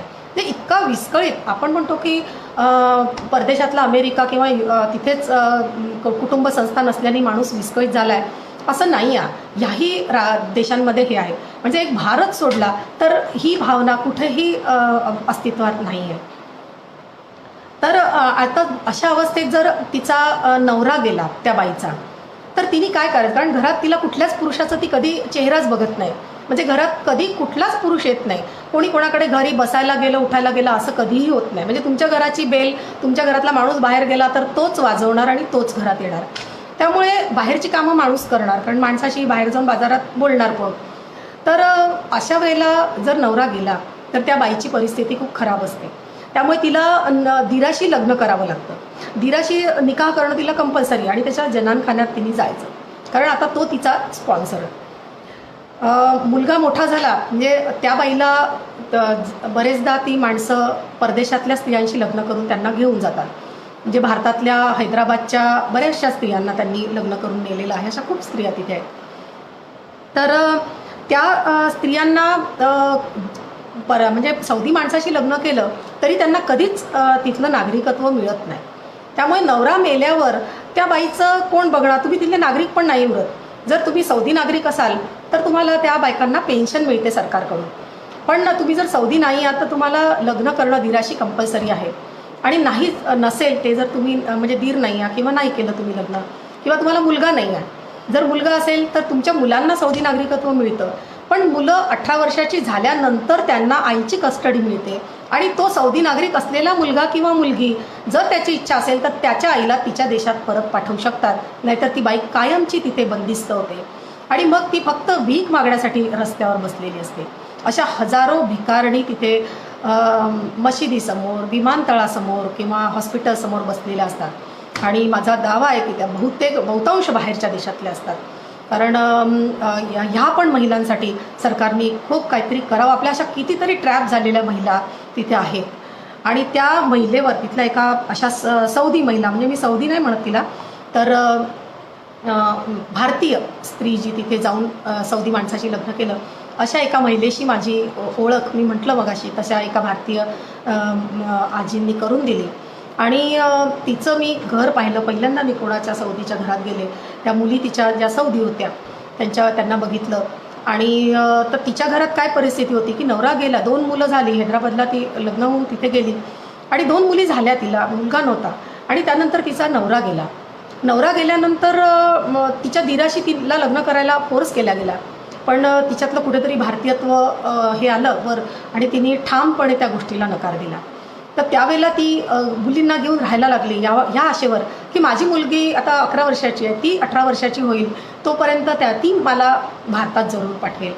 कारण मुलींना तर बाहेर जाता येत नाही. सौदी स्त्रियांना दुसऱ्या देशातल्या माणसांशी लग्न करता येत नाही किंवा दुसऱ्या धर्मात लग्न करता येत नाही. त्यामुळे त्या कायम सौदीतच राहणार. पण ही मात्र रस्त्यावर येणार, कारण ती मुलीसोबत नवऱ्याकडे जाण्याचा प्रश्नच नाही, कारण नवरा बायकोचं एवढंच त्यांचं कुटुंब असतं, तिसरं कोणी तिथे राहू शकत नाही. तर त्यामुळे तिला भिकारी होऊन रस्त्यावर बसण्यापेक्षा तिने सांगितलं की मी आता बायकांच्या ह्याच्यात काम करेल. म्हणजे तिथे जी बायकांची हॉस्पिटल्स आहेत किंवा हे आहे, तिथे बायकाच तपासतात, बायकांच्या बँकेत बायकाच बसतात, असं सगळं तिथेच असतं. तर अशा ठिकाणी मी नोकरी करेल म्हणून तिने हिंमत करून ती तिथे स्ट्रगल करते आहे. तर मला त्या बाईबद्दल, त्या भारतीय बाईबद्दल अतिशय गर्व वाटतो. तर अशा फार थोड्या तिथे राहत आहेत. तर तिच्या घरचा व्यवहार कसा होतो, तर तिने सांगितलं की बाहेर एक टेंट टाकलेला आहे आणि आम्ही तो टेंट जाऊन बघितला. खूप सुंदर असा सजावलेला, जसं चित्रपटात दाखवतात, गाद्या गिरद्या लोड तक्के ठेवलेला. तर तिथे बाहेर तो घराचा टेंट आहे. तिथे तिचा दीर येतो, तो तिथे बाहेर थांबतो आणि हिच्या मुली मध्यस्थी करून काय लागतं काय नाही त्यांना सांगतात आणि तो तिथे सामान आणून ठेवतो. असं म्हणजे हिचा नवरा जाऊन अनेक वर्ष झाली, त्या बाईचा चेहरा एकाही पुरुषांनी कधीही बघितला नाही. इतके वर्षात एकाही पुरुषाला तिचा चेहरा दिसला नाही. भारतात राहणाऱ्या स्त्रीसाठी हे कसं असेल, आणि तिला मुलगा नाही, त्यामुळे पुरुष नावाच्या प्राण्याने कधी तिचा चेहरा बघितला नाही आणि बघण्याची वेळच येणार नाही जर ती भारतात नाही आली. इतकी परिस्थिती. या अशा परिस्थितीत तिथल्या बायका राहतात. तर या बाईची कथा शिराणी नावाने मी डेल्टामध्ये माझ्या कथासंग्रहात समाविष्ट केलेली होती. तर या सगळ्या गोष्टींमुळे की जिथे स्त्री पुरुषांचा समाजच वेगळा करून ठेवलेला गेलेला आहे, तिथे मग असं खूप कृत्रिमता येते, खूप भावनांचं दमन होतं, लैंगिक दमन होतं आणि विकृती निर्माण होतात. आणि या सगळ्या विकृती मग असे होमोसेक्शुअलिटी, लेस्बियन, ह्या सगळ्या गोष्टी तिथे सर्रास चालतात. म्हणजे त्यात त्यांच्या कायद्यानुसार प्रचंड मोठी शिक्षा असली तरी हे सहज आणि सतत होत असतं. तर त्या कथेतसुद्धा मी त्या गोष्टीकडे थोडा इशारा केलेला होता. तर असं हे सौदीचं जीवन, याच्याबद्दल मी थोडक्यात सांगितलं. तिथल्या कविता ती मला घ्यायची होती. श्रीमंत भिकारीण या नावाची त्या भिकारणीची कविता आहे. या ज्या भिकारिणी तिथे बसतात, तर भिकारीण असली तरीसुद्धा तिने चेहरा नाही दाखवायचा, कारण बायकांना कधी कुठेच चेहरा दाखवायचा नाही. मग ती नखशिकांत झाकलेली, बुरखा, हातमोजे पायमोजे घालून एक गाठोडं बनवून शांत बसलेली. बाईनी हालचाल पण करायची नाही, कोणाचं लक्ष वेधल्या जाईल असं राहायचं नाही. अगदी कमीत कमी हालचाल करून एकही शब्द न बोलता बाईनी तिथे वावरायचं असतं. तर त्यामुळे या भिकारिणी अशा पोते टाकून ठिकठिकाणी तुम्हाला काळे गाठोडे बसलेले दिसतात, शांत. म्हणजे भीक मागायची ती पण निशब्द. आणि मग येणारे जाणारे तिथले माणसं तिथे नोटा टाकतात. तर त्या पोत्याखाली हजारो रियाल त्या भिकारणीकडे असतात. म्हणजे आमचे भारतीय गमतीने म्हणतात की अगं ती भिकारीण आपल्यापेक्षा श्रीमंत आहे, तिच्या पोत्याखाली बघ तू किती रियाल पडलेले आहेत. आणि तिची गुटगुटीत आणि समृद्ध असलेली मुलं आजूबाजूला खेळत असतात, धिंगाणा करत असतात. तर त्या मुलांना रागवायचं पण तिला अधिकार नाही आहे. म्हणजे कुठेही तुम्ही जा, हेच दृश्य विमानतळावर बघा किंवा हॉस्पिटल्समध्ये बघा की मुलं वाटेल तशी धिंगाणा घालतायत, पण आई चुपचाप अगदी सगळं झाकून हालचाल न करता बसली आहे. नाही तर आपल्या इथे आया मुलांच्या मागे हे पडशील रे, हे करशील ते करशील, त्या काहीच बोलत नाहीत, त्या हालचाल करत नाही. आई म्हणजे अगदी एक निर्जीव अशी बाहुली आहे. आणि त्यामुळे मुलं वाटेल ते करतात, पडतात, मरतात. मेले मुलं तर खूप मुलं होत राहतात. ते म्हणतात अल्लाने दिया था अल्लाह ले गया, अल्लाह और देगा. तर या तऱ्हेने सगळं तिथलं जे चाललेलं असतं, जे काय ते खूप हे करणार आहे, मनस्ताप देणार आहे. तर तिथे जी ही आहे कविता आहे, श्रीमंत भिकारीण.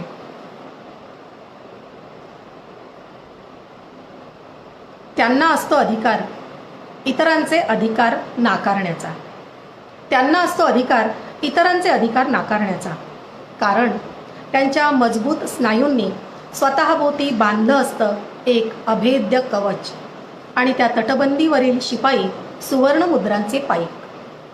त्यांना असतो अधिकार इतरांचे अधिकार नाकारण्याचा, कारण त्यांच्या मजबूत स्नायूंनी स्वतःभोवती बांधलं असतं अभेद्य कवच, त्या तटबंदीवरील शिपाई सुवर्णमुद्रांचे पाईक. एका अवयवावरून जसा ठरतो धर्म, तशी ठरत नाहीत सख्खी भावंड. अल्लालाही सावत्र मुले असतात. आपल्या घरात पाहुणे आपल्या शिस्तीत राहतात, गुलाम मात्र एकाच नाळेचे असल्यासारखे. भव्य स्टार मार्केटसमोर पोत्याखाली हजारो रियाल घेऊन शांत बसलेल्या श्रीमंत भिकारणीचा आत्मा तडफडणारं नातं सांगतो, तेव्हा नोटांचं अंतर क्षीण होऊन जातं आणि होतो क्षीण संवाद की बाई ग, त्यांना असतो अधिकार इतरांचे अधिकार नाकारण्याचा, कारण त्यांच्या लैंगिक स्नायूंनी स्वतःभोवती बांधलं असतं एक अभेद्य कवच. त्या तटबंदीवरील शिपाई पुरुष, पुरुष आणि फक्त पुरुष. दीपक साळुंके, प्रभाकर साळेगावकर, सुषमा राऊत, स्वागत आहे. वृंदा टिळक, गौरी कुलकर्णी, सगळ्यांचं स्वागत करते. जे कोणी आता माझ्या नजरेसमोर आहेत, नंतर मी तुमचे सगळ्यांचे कॉमेंट्स जरूर वाचते, कारण वेळ इतका कमी आहे आणि मला सांगायला इतकं काही आहे इथे. तर आता तिथल्या जर बायकांची परिस्थिती अशी आहे, तर तिथल्या आपल्या तिथे गेलेल्या बायकांची मग परिस्थिती काय असेल हे तुम्ही विचार करू शकता की तिथे स्त्रीलाच मुळात अधिकार नाही. आणि जर भारतीय स्त्रीच्या अधिकाराची गोष्ट करायला गेलं तर ती अगदी शेवटच्या पायरीवर, म्हणजे तिथे अल्लालाही सावत्र मुले असतात. हे मी यासाठी म्हटलं की मुस्लिम जरी असले तरी सौदी नॉन सौदी मुस्लिम हा पण तिथे भेदभाव असतो. म्हणजे ते काही एका धर्माचे आहे म्हणून एकसारखे नाही आहे, त्यांच्यात सरळ सरळ हे आहे. त्यामुळे जर पहिल्या पायऱ्या जर करायच्या झाल्या तर भारतीय स्त्री शेवटच्या पायरीवर किंवा अगदी पायरीच्या खालीच बसलेली आपल्याला पायथ्याशीच बसलेली आढळेल कुठल्याच अधिकारांशिवाय. तर तसं जर आपण उतरण करतो म्हटलं तर सगळ्यात जास्त अधिकार सौदी पुरुषाला, त्यानंतर अमेरिकन पुरुषाला, त्यानंतर सौदी स्त्रीला, त्यानंतर नॉन मुस्लिम बाकीच्या देशातल्या पुरुषांना, त्यानंतर भारतीय पुरुषांना आणि त्यानंतर भारतीय मुस्लिम स्त्रीला आणि सगळ्यात शेवटी भारतीय हिंदू स्त्रीला, अशा तऱ्हेचे तिथे अधिकार आहेत. तर त्यामुळे आपल्या देशात पराकोटीचं स्वातंत्र्य असतानाही जे मुस्लिम विचारवंत देशविरोधी टाहो फोडत असतात त्यांनी इथल्या स्त्रियांच्या आणि इथल्या परिस्थितीच्या प्रश्नावर एकदा तरी बोलावं अशी माझी इच्छा आहे. की इथे स्वतंत्र वातावरणात वाढलेली, शिकली सवरलेली, स्वतंत्र विचारांची जी स्त्री आहे, जी आपल्या पायावर उभी आहे, ती महिला जेव्हा नाईलाजाने नवऱ्यासोबत तिथे जाते, त्या कैदेत जाते, सगळं आपलं अस्तित्व इथे सोडून जाते, तेव्हा त्या चार भिंतीत लाईट बरोबर उगवणाऱ्या रात्रीमध्ये ती कशी राहत असेल, बाहेर जाताना ती कोणत्या हिमतीने बुरखा घालत असेल. म्हणजे मला तिथे गेल्यावर 6 महिने माझ्या मनाची तयारी करायला लागली की अंगावर बुरखा चढवायचा आहे. तरी बरं की एक्सपॅक्ट्सला चेहरा उघडा टाकता येतो, पण मी 6 महिने तिथे गेलेच नाही. मी म्हटलं नाही, मला मनाची तयारी करायला लागेल की मी अंगावर बुरखा चढवणार म्हणजे कसं, तो मनावर विचारांवर चढवला जातो, अस्तित्वावर चढवला जातो. त्यासाठी मला हे झालं. आणि नंतर माझ्या मुलींना जेव्हा 10 वर्षानंतर मुलींच्या अंगावर बुरखा चढवायची वेळ आली त्यावेळेला मला प्रचंड यातना झाल्या आणि मी निर्णय घेतला की मुलींना मी इथे शिकवेल. पण त्यासाठी आम्हाला जाणे येणे सतत त्यांचा एका एक्झिट रिएंट्रीसाठी करत राहावं लागायचं, फॅमिली स्टेटस मेंटेन करण्यासाठी. तर त्यावेळेला प्रचंड नुकसान आम्ही तिथे सहन केलेलं होतं. तर तिथे ज्या स्त्रिया एकमेकींशी बोलतात, तर तिथे नोकरी करायची असेल तर स्त्रियांच्याच इन्स्टिट्यूशनमध्ये करायची, बायका जिथे आहेत तिथे. आणि ज्या संधी असतील त्या, पण नवऱ्यासोबत गेल्यावर तुम्हाला नोकरी करता येत नाही, तुम्हाला पुन्हा वेगळं काहीतरी आपला वर्क विजा घेऊन तिथे जावं लागतं. आणि जर नोकरी केली तरी 1000 बंधनं, त्या बंद व्हॅनमधून जायचं, बायकांमध्येच काम करायचं आणि यायचं. तर हे सगळं बाकी छंद वगैरे जोपासण्याचा जर कुठेच प्रश्न येत नाही. मुलांची परिस्थिती त्याहून वाईट. म्हणजे आपली जी मुलं तिथे राहतात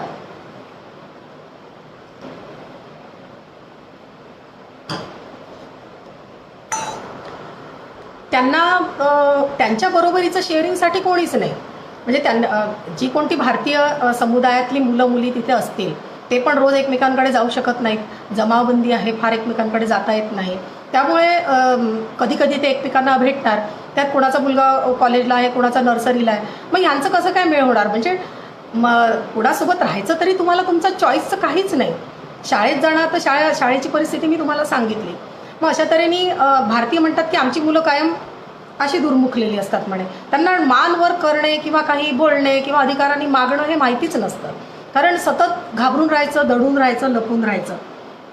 तर त्यामुळे त्यांची सामाजिक, भावनिक, कौटुंबिक आणि अशी कुठली व्यक्तिमत्वाची त्यांच्या वाढ बरोबर होऊ शकत नाही. आणि याचं तिथल्या भारतीयांना फार वाईट वाटतं.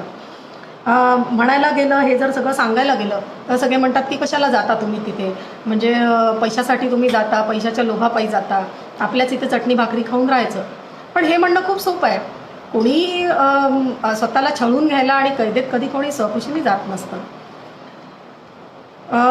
बहुतेक भारतीय तिथे एकत्र येतात त्यावेळेला ते काय बोलतात तर ते ह्याच म्हणजे भयकथांबद्दलच बोलणार की बाहेर काय झालं, कोणी नियम म्हणजे हे सगळे नियम पाळतात पण त्यानंतर सुद्धा कोणी नियम मोडला आणि त्याला कशी शिक्षा झाली याबद्दलच ते अधिकाधिक बोलतात की अजून अजून आपण कसं जपायला पाहिजे, कसं स्वतःला सांभाळायला पाहिजे. जसं आता आता हा जो आपला कोरोना काळ आहे याची तुलना मला आत्ता अगदी डोळ्यासमोर येत आहे की आपण आता नाही का सगळी काळजी घेतोय. एक बाई तर म्हणाले की अहो आता फक्त माळावर चढून बसायचं बाकी राहिलं बाबा, तरीसुद्धा आमच्या घरात सगळ्यांना कोरोना झाला. आता अशी सगळी काळजी घेऊनही सतत त्या भयकथांवर बोलायचं, सतत हेच बोलायचं की अजून कसं जपायचं, अजून कसं जपायचं. म्हणजे मोकळा श्वास घेणं कोणाला माहितीच नाही तिथे गेल्यानंतर. तर तिथल्या एक किस्सा सगळे भारतीय जे सांगतात आणि मुझफ्फरजींनी मला तो तिथे सांगितला होता. मला वाटतं त्यांनी प्रस्तावनेत नमूद केला की नाही मला आठवत नाही. त्यांनी सांगितलं की नव्याने तिथे जे मुलं जातात, नवीन नवीन लग्न झालेले, कारण बायको त्यांच्यासोबत जाते ना नवीन लग्न झाल्यावर हौशेने जाते की आमचा जावई तेव्हा सौदीत आहे, मुलगीत आता म्हणजे त्यांना वाटतं आता अबुधाबीत गेली आहे, दुबईत गेली, अशा तऱ्हेने ते सांगतात. पण तिथे जेव्हा ते जातात मुलं तर आपल्या इथे कशी प्रथा असते की नवीन जोडप्याला आपण चहा पाण्याला बोलवतो, बसायला बोलवतो आणि आपल्या कुलिग्समध्ये ते बोलवतात एकमेकांना आणि ओळखी वाढवतात. तर तशी तिथल्या एका भारतीय मुलाने म्हणजे नवीन लग्न झालेल्या तरुणाने तिथल्या सौदी मित्राला घरी बोलावलं आणि अर्थातच आपण बायका सर्व करतो, समोर जातो, त्यांचं स्वागत करतो, तसं तिने केलं. नंतर ते सौदी माणूस म्हणाला की आता तिथे कोणीही पुरुष घरी जात नाही हे त्या माणसाला माहिती नव्हतं त्यावेळेला. मग याचं कारण कळलं की का कोणीच कोणाला बोलवत नाही किंवा कोणीही कोणाच्या घराची बेल का वाजवत नाही. आणि आता तिथे त्यांनी बोलावल्यावर हा पण गेला बायकोला घेऊन. तर बायकोला घेऊन गेल्यावर घराचं बायकांचं प्रवेशद्वार वेगळं आहे, त्याला सांगितलं गेलं की बायका तिकडून आत जातील. ती तिकडून आतमध्ये गेली, हा माणसांच्या प्रवेशद्वारातून गेला. बराच वेळ गेल्यावर ती बायको बाहेर आली नाही. यांनी खाणं झालं, पिणं झालं, त्यांनी सांगितलं की आता मला जायचं आहे, तिला बोलवा. तर त्याला सांगितलं गेलं की कुठे काय, कोणाला बोलवायचं, तू तर एकटाच आलास. त्यांनी गोंधळ घातला, रडला, पाया पडला, पण कोणीही त्याला सरळ सांगण्यात आलं की तुझ्यासोबत कोणीच आलं नाही. मग त्यांनी भारतीय म्हणजे तक्रार केली, भारतीय एम्बसी ते प्रकरण लावून धरलं. स्वतः मुझफ्फरजींनी त्यात मध्यस्थी करण्याचा प्रयत्न केला. खूप सगळं झालं पण त्याची बायको त्याला परत नाही मिळाली. ती एकदा त्याच्या जनानखान्यात गेलेली बाई परत बाहेर नाही आली. आणि तो माणूस खूप सगळीकडे प्रयत्न करून करून थकला, तो वेडा झाला आणि मग त्याला भारतात पाठवलं गेलं. तर यातलं एक प्रकरण जे आहे त्यात अशी तिथे जाऊन त्या परिस्थितीने वेडे झालेल्या तरुणांना, जे भारतात अनेक जण वेडे होतात, ती परिस्थिती सहन नाही करू शकत आणि त्या दडपणाने ते भारतात पाठवले जातात. अशा अशा 3 तरुणांवर एक प्रकरण आहे की त्यातला एक मुलगा कसा वेडा होतो आणि त्याची मित्र त्याला पाठवतात.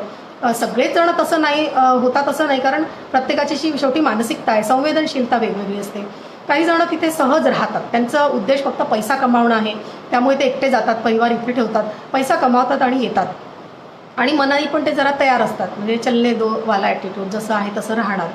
तर त्यामुळे आणि बरेच वर्ष तिथे राहून लोक इतके असं बधीर झालेले असतात की त्यांना आपण म्हटलं जरी तिथे मी इतकी वर्ष राहिली पण मला त्याची सवय नाही झाली.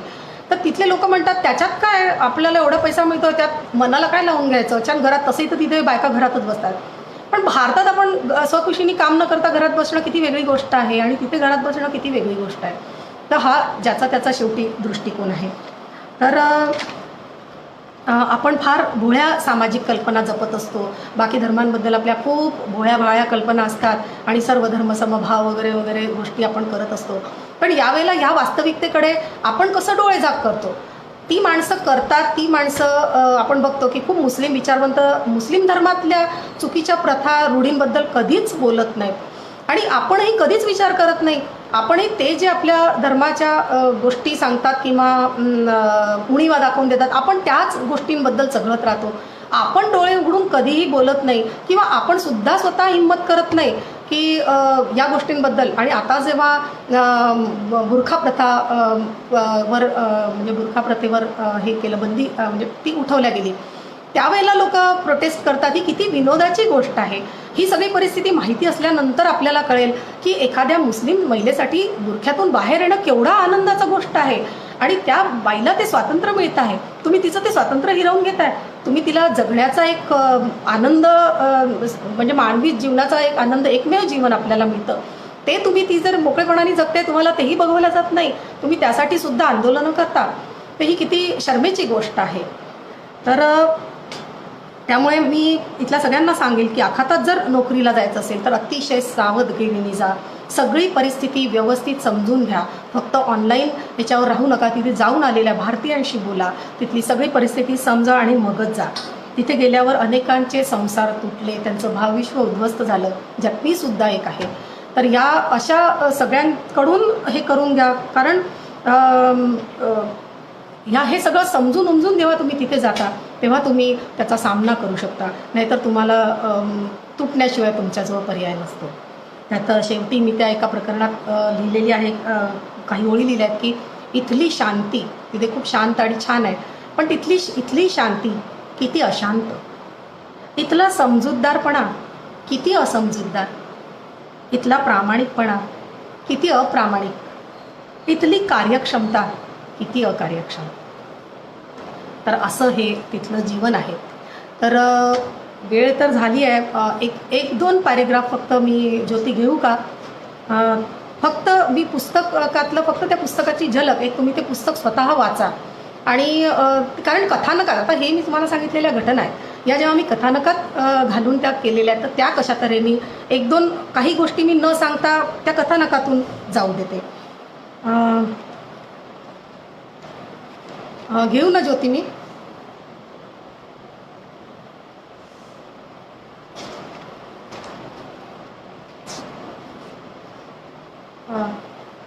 आपल्या केबिनमध्ये आल्यावरही, म्हणजे आता ही त्या डॉक्टरची जी मी म्हटलं आहे की तिथे हॉस्पिटलमध्ये ज्या बायका येतात त्याच्याबद्दलचं बघूया.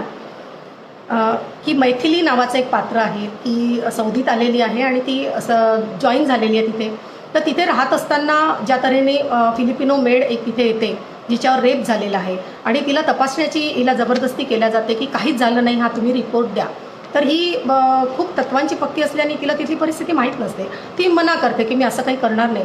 त्यावेळेला एक फिलिपिनो नर्स यानू म्हणून आहे, ती बरेच वर्ष तिथे राहिली आहे. ती हिला समजावून सांगते की तुम्ही हे करून टाका, आणि मैथिली ऐकत नाही.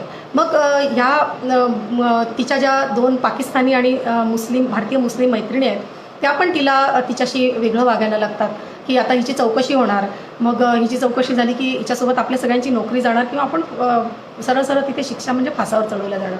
तर या धाकापायी त्या पण तिच्याशी बोलत नाही. तर या परिस्थितीत आणि जेव्हा त्याच मुस्लिम मैत्रिणी समुद्रकिनाऱ्यावर जातात त्यावेळेला या घुसमटीपायी तिला सहन होत नाही. नफाज म्हणून आहे, तर ती पाण्यात जाते, उतरते, बुरख्यासकट ती पोहते आणि त्यावेळेला तिच्यावर कारवाई केल्या जाते. मग कसं मैथिली तिला सपोर्ट करते आणि त्या परिस्थितीवर मैथिलीला काय वाटतं ते बघा. आपल्या केबिनमध्ये आल्यावरही मैथिली याच विचारात घडली होती. काय हे नातं, काय ही धरून ठेवण्याची अगतिकता. दम. यानू एक इजिप्शियन पेशंटला सांगत होती, दम म्हणजे रक्त, रक्त काढावे लागेल. लाल भडक सिरिंज हातात धरून यानू उभी होती. ताजे काढलेले मानवी रक्त. माणसानं केवढा संघर्ष केला आजवर, किती जणांचं रक्त वाहवलं, किती व्यापार केले रक्ताचे, रक्तपेढ्यांमधून संग्रह केला रक्ताचा, किती गोष्टी, किती विचारधारा या रक्तातून सळसळत पिढ्यापिढ्यांना तेवत गेल्या. याच रक्ताचे नातेसंबंध टिकवण्यासाठी किती रक्त आटवलं. यानू म्हणते, सारं काही बच्चेदानीपासून सुरू होतं, मी बच्चेदानीपाशीच संपतं. नाही, गर्भाशयापासून नाही सुरू होत, रक्तापासून सुरू होतं, रक्ताशीच थांबतं. रक्तासाठी रक्ताशी देणं घेणं. मैथिलीला वाटलं की यानूच्या हातातील लाल भडक सिरिंज परत परत यानूच्या अंगभर झाली. जरा वेळात यानूच एक लाल भडक सिरिंज झाली. उग्र मानवी रक्ताचा भयंकर दर्प डोळ्यात मावेनासा झाला. तेवढ्यात यानूच्या बाजूला तेवढीच मोठी पांढरी सिरिंज आली, पांढरी फेक. मग ती पिवळट पडली. त्यातून वीर्याचा विचित्र दर्प दरवळला. ती पांढरी सिरिंज स्वतःला लाल सिरिंजमध्ये ओतण्याचा प्रयत्न करू लागली.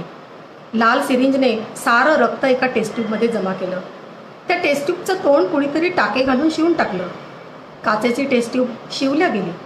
कुणीतरी यानूचा फ्रॉक, मैथिली तिचा फ्रॉक खाली ओढते सारखी, यानू वर करते सारखी सारखी. तेवढ्यात कुणी एक म्हातारी बाई मोठा चोगा आणून यानूला झाकून टाकते. यानू सुस्कारते आणि ती सिरिंज तिच्या अंगभर ओतली जाते. सगळा स्त्राव वेगवेगळ्या स्त्रियांची नावे घेऊन चोगाभर पसरतो. आता याच्या आधीचं जे आहे की असं का होतं, यानू छोट्या चणीची यानू फ्रॉकमध्ये फारच छोटीशी वाटते. एवढ्या ताणातही ही बाई सतत हसते, विनोद करते, हसवते आणि दिवसाच्या पहिल्या तासा एवढ्याच उत्साहाने अख्खा दिवस काम करते. आता मैथिलीला तिच्या प्रत्येक गोष्टीचं अचानकच कौतुक वाटू लागलं. मध्यंतरानंतरही 2 केसेस ॲबॉर्शन करता आल्या. एक स्वतः डिस्पेन्सरीची फिलिपिनो नर्स कॅथरीन तिच्या मित्राबरोबर अनेकदा जाते आणि मग गुपचूप निपटायला इथे यानूजवळ. अशा अनेकांचं एकमेव आशास्थान म्हणजे यानू. अनेक स्त्रियांच्या पाठीशी उभी असणारी सहानुभूतीची ही लहानशी मूर्ती, ही नर्स आज मैथिलीला फार मोठी वाटली. यानू, गुन्हा लपवण्याची केवढी भयंकर शिक्षा इथे तू जाणतेस ना, तरी तू हे करतेस.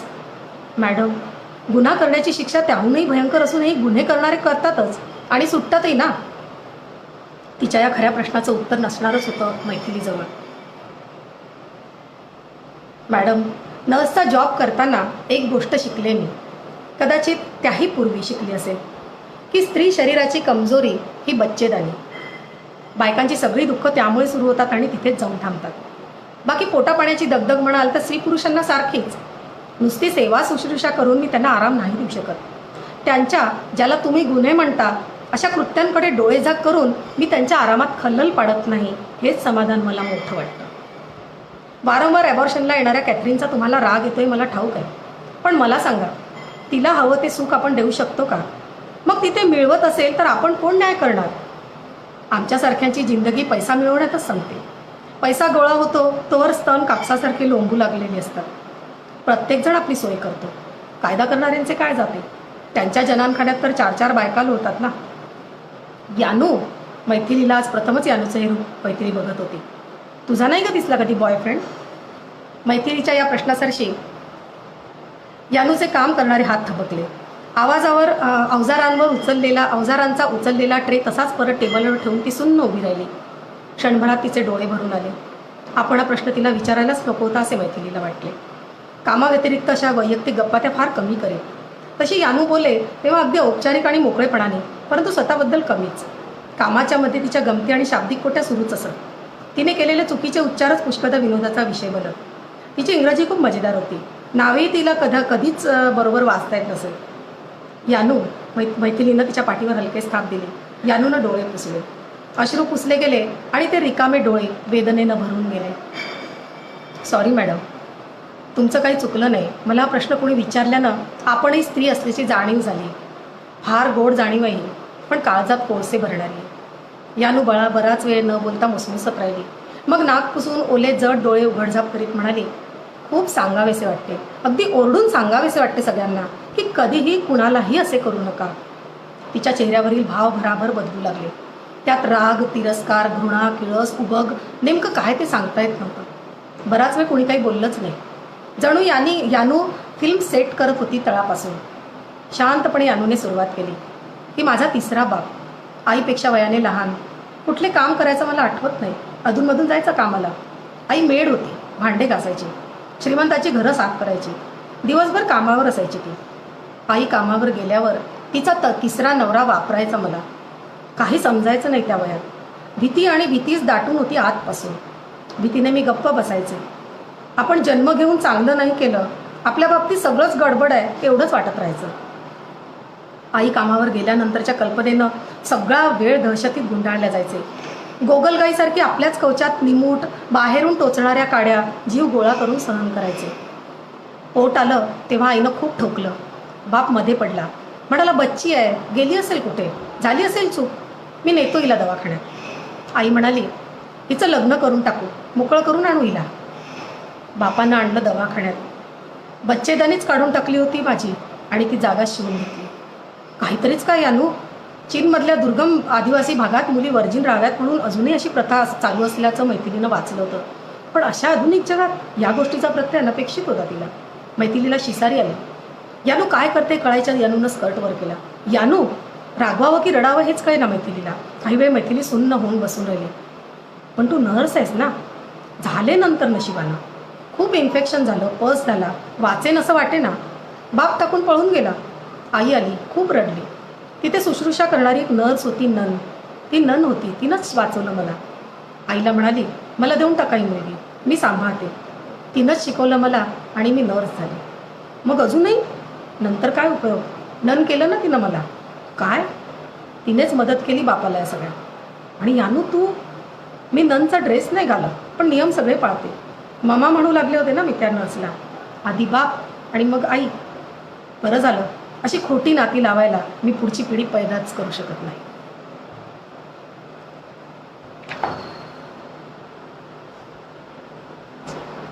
त्यानंतर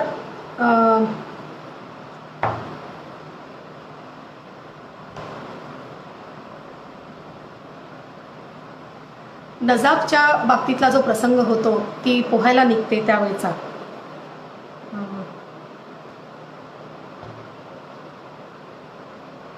शुक्रवारला आमच्या डिपार्टमेंटच्या आम्ही 7-8 जणी, म्हणजे नजाब तिला सांगतेय, नजाब आणि कौथर या 2 मैथिलीला सांगतायत की शुक्रवारला आमच्या डिपार्टमेंटच्या आम्ही 7-8 जणी बीचवर गेलो. बराच वेळ लॉनवर गप्पा केल्या. खूप गर्दी होती त्या दिवशी. कितीतरी ठिकाणी स्त्री पुरुष गालीचे अंथरून शांत बसून होते. मुले पाण्यात पोहत होती, खेळत होती. आमच्या गप्पा रंगल्या. आम्ही कधी मोठमोठ्यानं खिदळू लागलो ते लक्षातच आलं नाही. जरा वेळात मुतवा आला. आम्ही म्हणालो चूक झाली. तो परत गेला. थोडा वेळ शांत बसलो.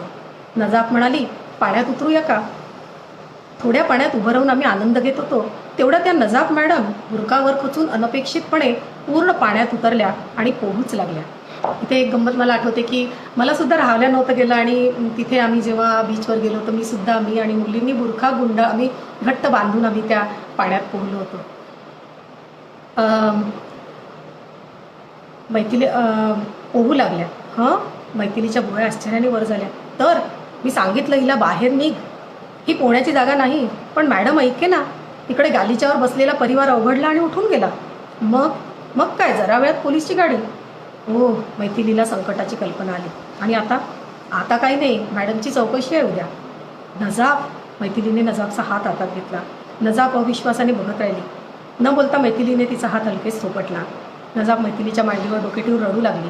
सगळा बांध फुटला होता. मैथिली तिच्या डोक्यावरून हात फिरू लागली. असाच हात फिरवण्याची गरज त्या दिवशी मैथिलीला होती. कुठे होत्या तेव्हा या Maithili. Sorry Maithili, it's okay. नजाब रो मत, काही होणार नाही मैथिली, मला ठाऊक आहे, मला जावं लागणार. अल्लाह से दुआ करो कि मुझे और कोई पनिशमेंट ना मिले. काही होणार नाही तुला, मी सांगते ना. मैथिली तिला धीर देत राहील. लेकिन इसको जरूरत क्या थी पानी में उतरने की, पता है ना वो यहाँ के रूल्स. ते तरी ठीक म्हणावं की आम्हाला इथे हॉस्पिटलच्या व्हॅननी ड्रॉप केलं आणि आम्ही डॉक्टर आहोत ती लक्षात आले नाही, परस्पर आम्हाला पकडून नाही नेलं ते. नाहीतर एकदा पोलीसच्या ताब्यात माणूस गेला की त्याचं नंतर काय झालं याचं बाहेर पत्ताही लागत नाही. उचीच मैथिली से क्यों गई थी पानी में महारानी. कौथर म्हणाली. कौथर हैदराबादी आणि ती फार अशी अघळपघळ आणि हार्श बोलणारी. झाली मला इच्छा. नजाबचं बोलणं अगदी नाजूक आणि पूर्ण अगदी काय म्हणतात त्याला शराफतनी भरलेलं. झाली मला इच्छा. नजाब चिडून उठली. नाकडोळे पुसत म्हणाली, मैथिली हिला सांग की माझ्याशी अजिबात बोलू नकोस. समजत नाही काय नाही, बस दिमाग खा रही जब से. क्या करे मैथिली, यहाँ कहीं कुछ नहीं कर सकते यार. पार्कमध्ये जायचं आहे का, जा लेडीज पार्कमध्ये. हॉटेलमध्ये जायचं आहे का, आपल्या चारू बाजूंना पडदे सोडणार. जसे काही खायला मिळत नाही म्हणून चोरून खायला कोणी इथे आलंय. एवढा मोठा बीच, हिरवगार लॉन, एवढं मोठं पाणी समुद्राचं आणि तिथे बुरखा घालून बसून राहायचं. वेगाने वाहणारा वाराही अंगाला लागू द्यायचा नाही. वाऱ्याने बुरखा हलणार, त्याने आतली हवा हलणार आणि तेवढ्यावर आपण समाधान मानायचं. मैथिली, मला त्या दिवशी असं अस्पृश्यासारखं नव्हतं राहायचं गं. त्या मोकळ्या हवेत मोकळ्या पाण्यात उतरल्यावर मी अस्पर्श राहूच शकले नाही. काही क्षण मी झुगारून दिलं सर्व काही. त्या पाण्याला, हवेला स्पर्शू दिलं माझ्या सर्वांगाला. रोम रोम पुलकित झालं माझं. मी त्या अथांग पाण्याचा एक भाग वाटले. तसाच खळाळणारा. काहीच कळत नव्हतं मला मी काय करते ते. मला खोल गर्भात निघून जावंसं वाटलं. त्या समुद्राच्या अगदी पोटात बुडूक व्हावंसं वाटलं. पण नजाब, तुम्ही लहानपणापासून करताय ना पर्दा. छे, आमच्या इथे आम्ही नाही करत, पण बघितलंय मी करताना. मला ते नवीन नाही, पण इतकी बंधनं नाहीत आमच्या पाकिस्तानात. हम रिस्पेक्ट करते पर्दा सिस्टीम की, पण काही क्षण तरी मोकळेपणाने वागलो तरी एवढा शिक्षेसारखा गुन्हा नको ना ठरायला. नजाब, मी काय सांगू तुला, इथले नियम तूच ना शिकवलेस मला. समजूतदारीच्या गोष्टी तूच शिकवल्यास. मला समजतंय की आपली कुणाचीच अवस्था वेगळी नाही आहे. इथे राहायचे तर आपल्या मनासारखे वागणे कठीणच आहे. मग नंतर हे सगळं संभाषण झाल्यानंतर ती घरी गेल्यावर तिला स्वप्न पडतं परत आणि जरा डोळा लागला आणि मैथिली दचकून जागी झाली.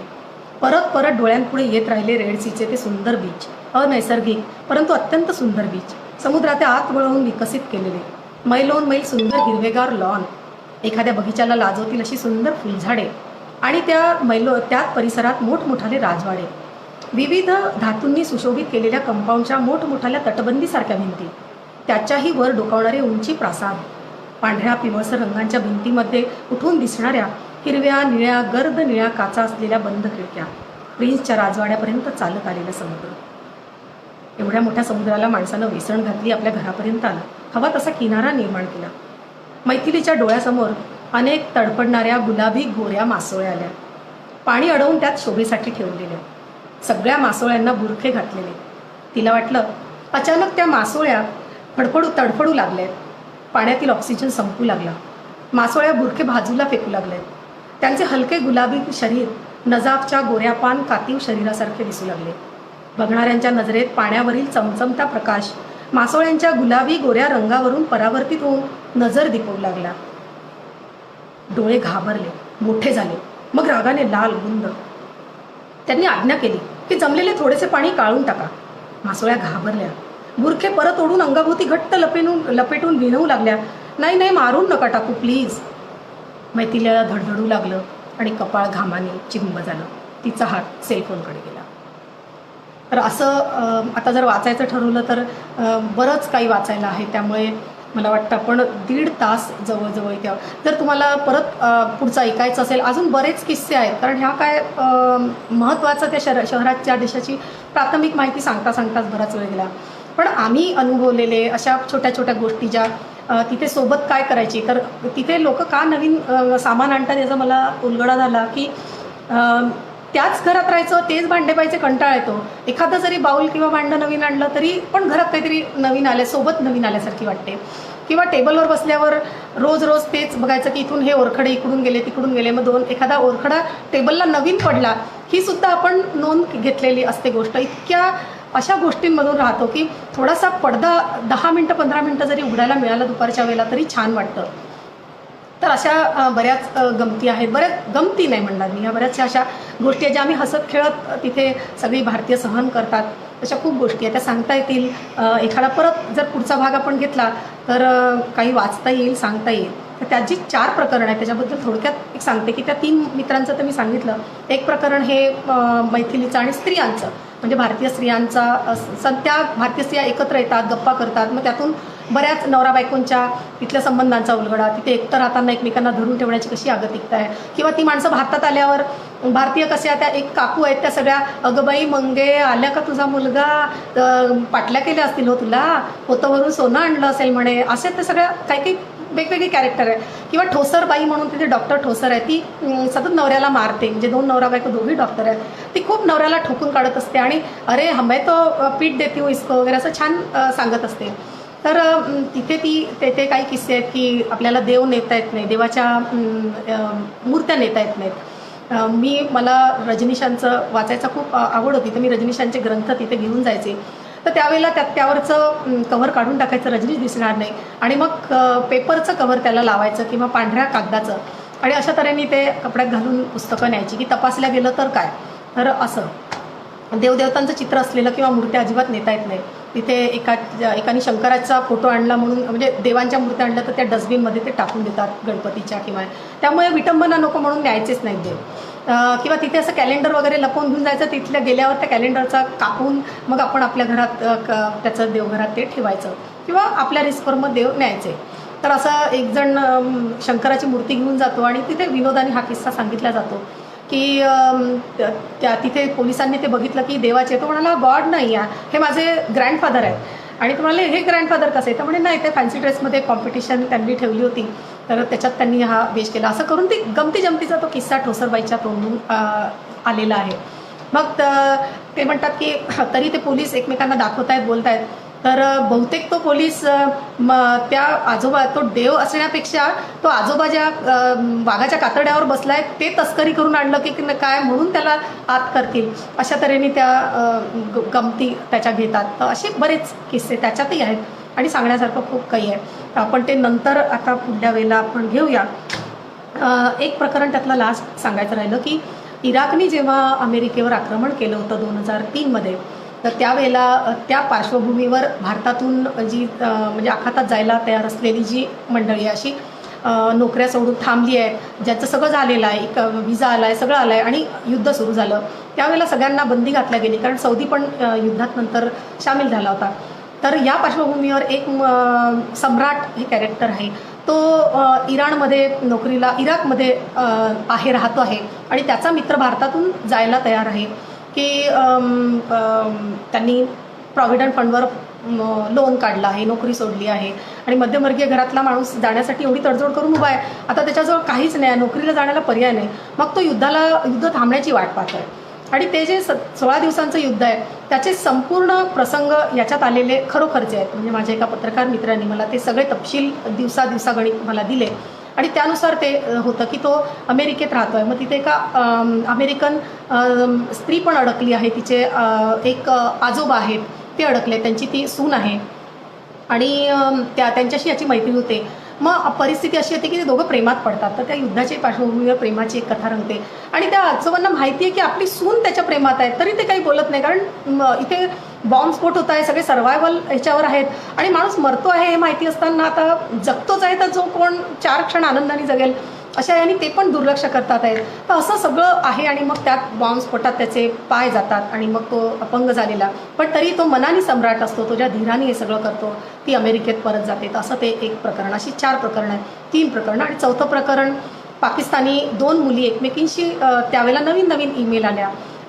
त्यावेळेला म्हणजे तिथे सगळ्या गोष्टींवर सरकारचं बंधन असतं की तुम्ही ईमेलसुद्धा करू शकत नाही, तुम्हाला तिथे कोणताही व्यर्थ शब्द त्यांच्या धर्माबद्दल अल्लाबद्दल बोलता येत नाही, जाहीरपणेही नाही आणि कुठेच लिहायचं सुद्धा नाही. तर ते त्यामुळे ते सगळं नोंदलं जातं, तुम्ही तिथे ईमेल करू शकत नाही. तर अशा पार्श्वभूमीवर पाकिस्तानी 2 मुली आपापसात बोलत आहेत. म्हणजे मुस्लिम संस्कृतीचं तिथे दाखवलं आहे की भारतातल्या एका मुलीच्या 3ऱ्या मैत्रिणीबद्दल त्या बोलतात, तिचं मोकळेपणाबद्दल, तिच्या बॉयफ्रेंडबद्दल आणि तिच्या बॉयफ्रेंडबद्दल या चर्चा करून आनंदित होऊन जातात आहे की तरुण वयस असतं, षोडश वय की वाढतं आहे, सगळ्या जाणीवा डेव्हलप होत आहेत.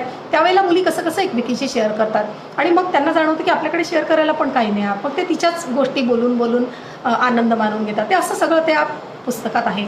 तुम्ही पुस्तक जरूर वाचा आणि पुन्हा जर तुम्हाला वाटलं तर मी इथे जरूर येऊन परत सांगेन. तर इथे आज मी बोरकरांच्या काही ओळी म्हणून इथे थांबते की ह्या त्या सगळ्या तमाम तिथे जाणाऱ्या किंवा तिथे राहणाऱ्या सगळ्या पुरुषांना, सगळ्याच माणसांना आहेत वाळवंटातल्या. चालले हे उंट कोठे तप्त रेताडातून, चालले हे उंट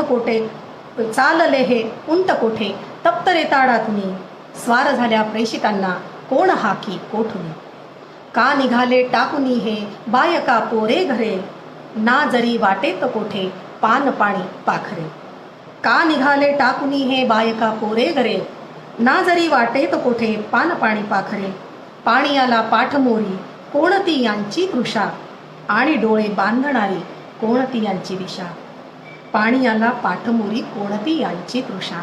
या प्रश्नाशी आज आपण थांबू. तुम्ही इथे सगळे आलात. मी संकेत मार्कंडे, प्रतिभा सराफ, यतीन मुजुमदार, मला जे कोणी दिसत आहेत मी सगळ्यांना नंतर एकेकाचं बघते. तुम्ही खूप कमेंट्स केल्या आहे, भरभरून तुम्ही मला इथे माधुरी वरुडकर दिसत आहेत, जयश्री दिसत आहेत.